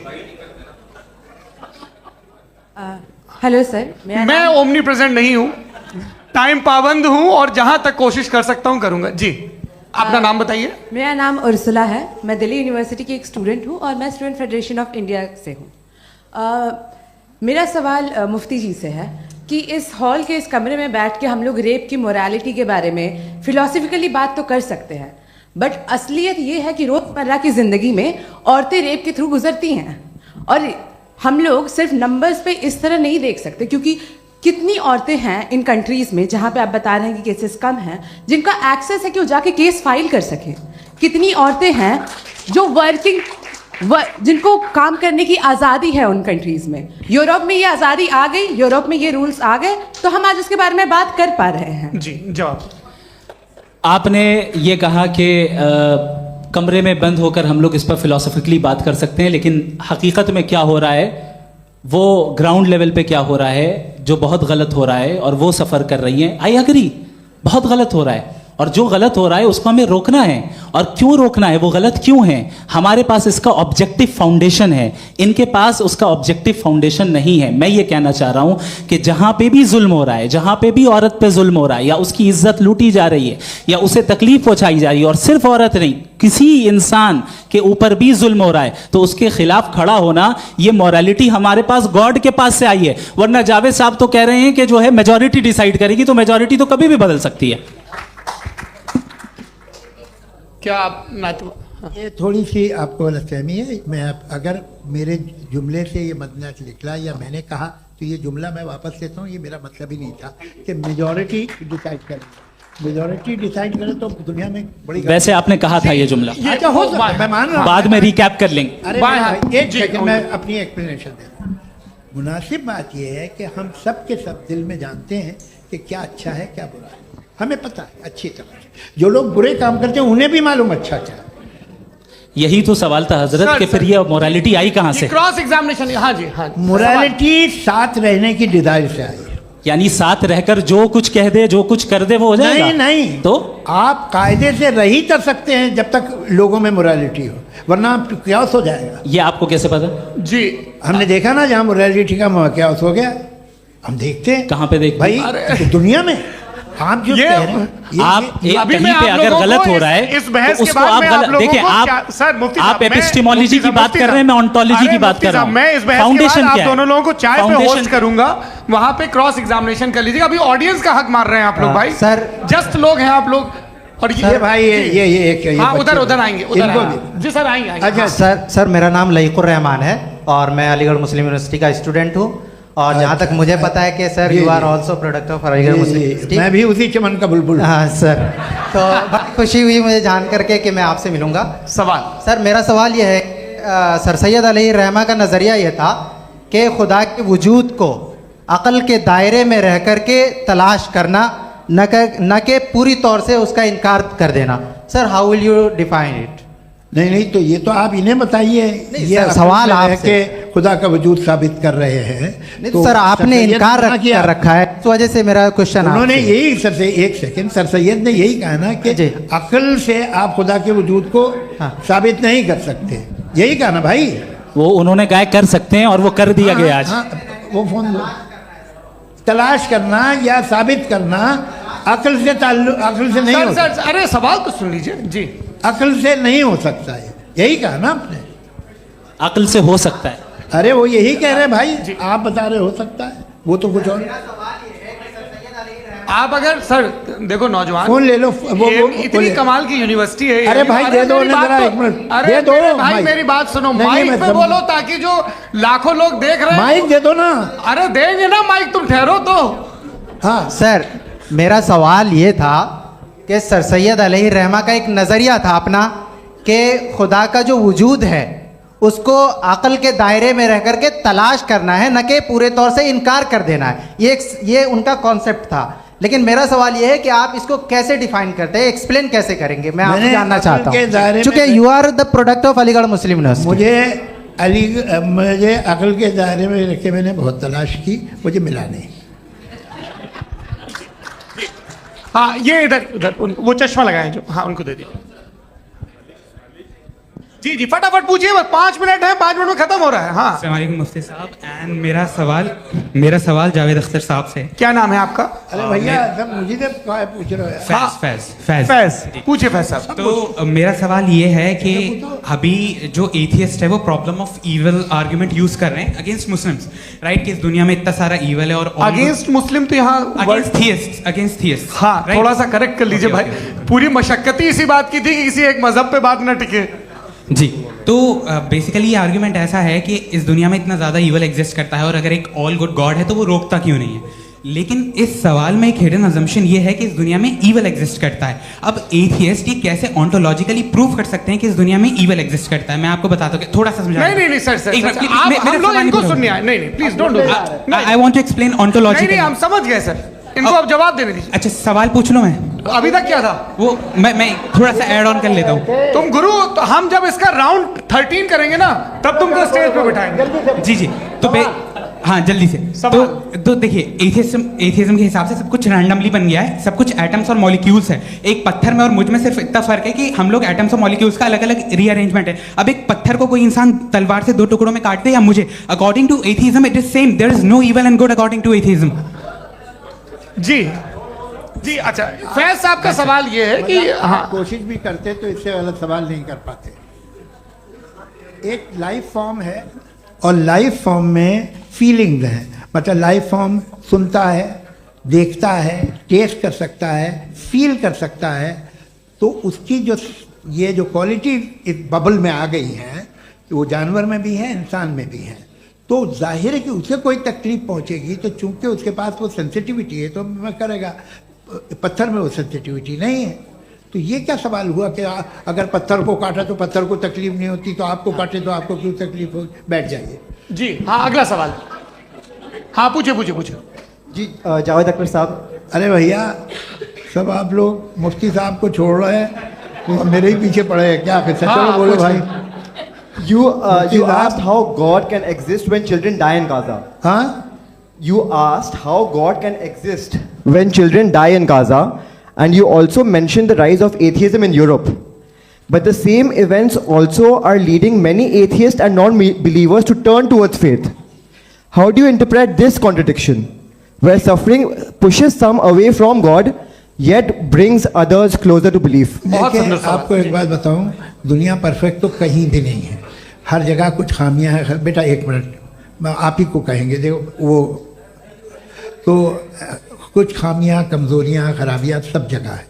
लेकिन अगर देखोगे ईमानदारी से कि दुनिया सबसे ज़्यादा महज़ब कहाँ है, एक आम शहरी को कहाँ हुकूक हासिल हैं, वो बोल सकता है, अपनी मर्ज़ी से काम कर सकता है, अपनी मर्ज़ी से राय दे सकता है, हुकूमत के ख़िलाफ़ बोल सकता है, बरसरे इक़्तिदार लोगों के बारे में बोल सकता है, सरमायादारों के ख़िलाफ़ बोल सकता है। तो आपको ये स्कैंडिनेवियन कंट्रीज़ में मिलेगा, वेस्टर्न यूरोप में मिलेगा। मैं नहीं कह रहा वो परफेक्ट है, बिल्कुल नहीं, वहाँ बहुत ख़राबियाँ भी हैं, परफेक्ट तो कोई। लेकिन जिन जिन मुल्कों में, लैटिन अमेरिका देखो, गल्फ देखो, वहाँ पर आपको ये ज़रूर है कि रेप नहीं होते होंगे। रेप की ज़रूरत क्या है भाई? उसको तो ख़रीद लो, घर में रखो, सड़क पर रेप करने की क्या ज़रूरत है? मगर सुनिए, मगर हकीकत ये है कि वहाँ शख्सी आज़ादी राय देने की, बोलने की नहीं है। जी ये एक आखिरी सवाल मुफ्ती साहब से। हाँ मैम, इनको माइक दीजिए। शुक्रिया। मेरा नाम मनीषा है, मैं हरियाणा से आई हूँ। मैं मुफ्ती साहब से एक बात पूछना चाहती हूँ। आप बार बार जावेद साहब को कॉन्ट्राडिक्ट तो कर रहे हैं कि आपने ये कहा, लेकिन आप भी अजम्पशंस के बेसिस पे बात कर रहे हैं। आपने खुदा के होने का कौन सा प्रूफ पेश किया है खुदा की एग्जिस्टेंस का?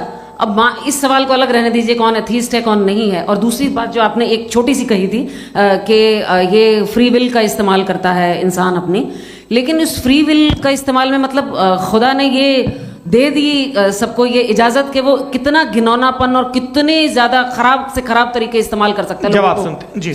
आप फ्री विल को मानती है ना, या अब कहती है कि फ्री विल नहीं है ना? मानती है ना? तो अब आपके पास इसका कोई एक्सप्लेनेशन नहीं है कि अगर एक इंसान उस फ्री विल का इस्तेमाल करके गलत काम कर रहा है और बच के अच्छी ज़िंदगी गुजार के निकल जा रहा है, उसका कोई रिकम्पेंस नहीं है।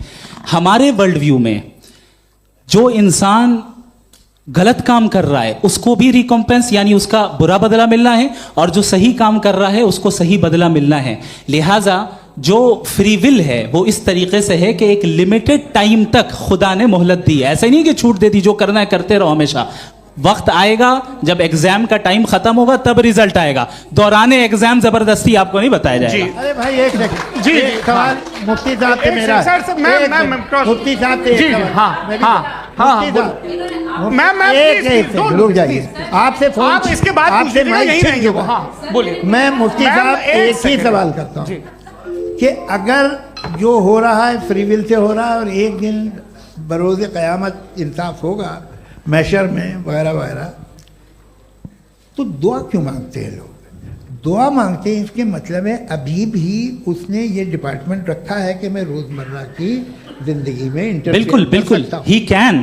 तो तुम कैन हो, तुम मुझे नौकरी दिला देते हो, मेरे बेटे को ग्रीन कार्ड दिला देते हो, और 45,000 बच्चे मरते हो उन्हें रोकते नहीं हो। नहीं तो क्या आप ये कह रहे हैं कि इस दुनिया में जालिमों को कभी पकड़ ही नहीं होती है? अरे जो भी पकड़ होगी वो बच्चे रोते हैं। बिल्कुल, देखिए मैंने अपने ओपनिंग स्टेटमेंट में यही कहा था कि जनाब जावेद साहब सिर्फ इमोशनल आर्गुमेंट देंगे। This is an emotional argument. ये छोटे मोटे इसके पीछे का रीजन मैंने बताया क्या है। देखिए इसके पीछे का विजडम क्या है मैंने बताया। मंच से आप लोगों को सज्जनों इसलिए कह रहा हूं ताकि थोड़ा सा आपके कॉन्शियंस पे जोर रहे कि आपको ऑर्डर बचा के रखना है। वक्त तय हुआ था, ये वक्त पूरा हुआ, आपने इतने धैर्यपूर्वक सुना, मैं आप सबका बहुत बहुत शुक्रगुजार हूं। यदि इन दोनों विद्वानों की इच्छा होगी तो कभी हम इस बातचीत का राउंड 2 राउंड 3, यही तो देखिए खूबी है इंसान की कि बहस मुबाहसे में वो पड़ा रहता है। आप लोगों ने बड़े धैर्य का परिचय दिया, बहुत बहुत शुक्रिया। इसी के साथ ये बातचीत यहाँ पे समाप्त होती है। आप लोग को मैं एक बात बता दूं, ये सारी बहस हो गई, अब मुफ्ती साहब और बड़े मुफ्ती साहब इन साथ के साथ मैं खाना खाने वाला हूँ। अच्छा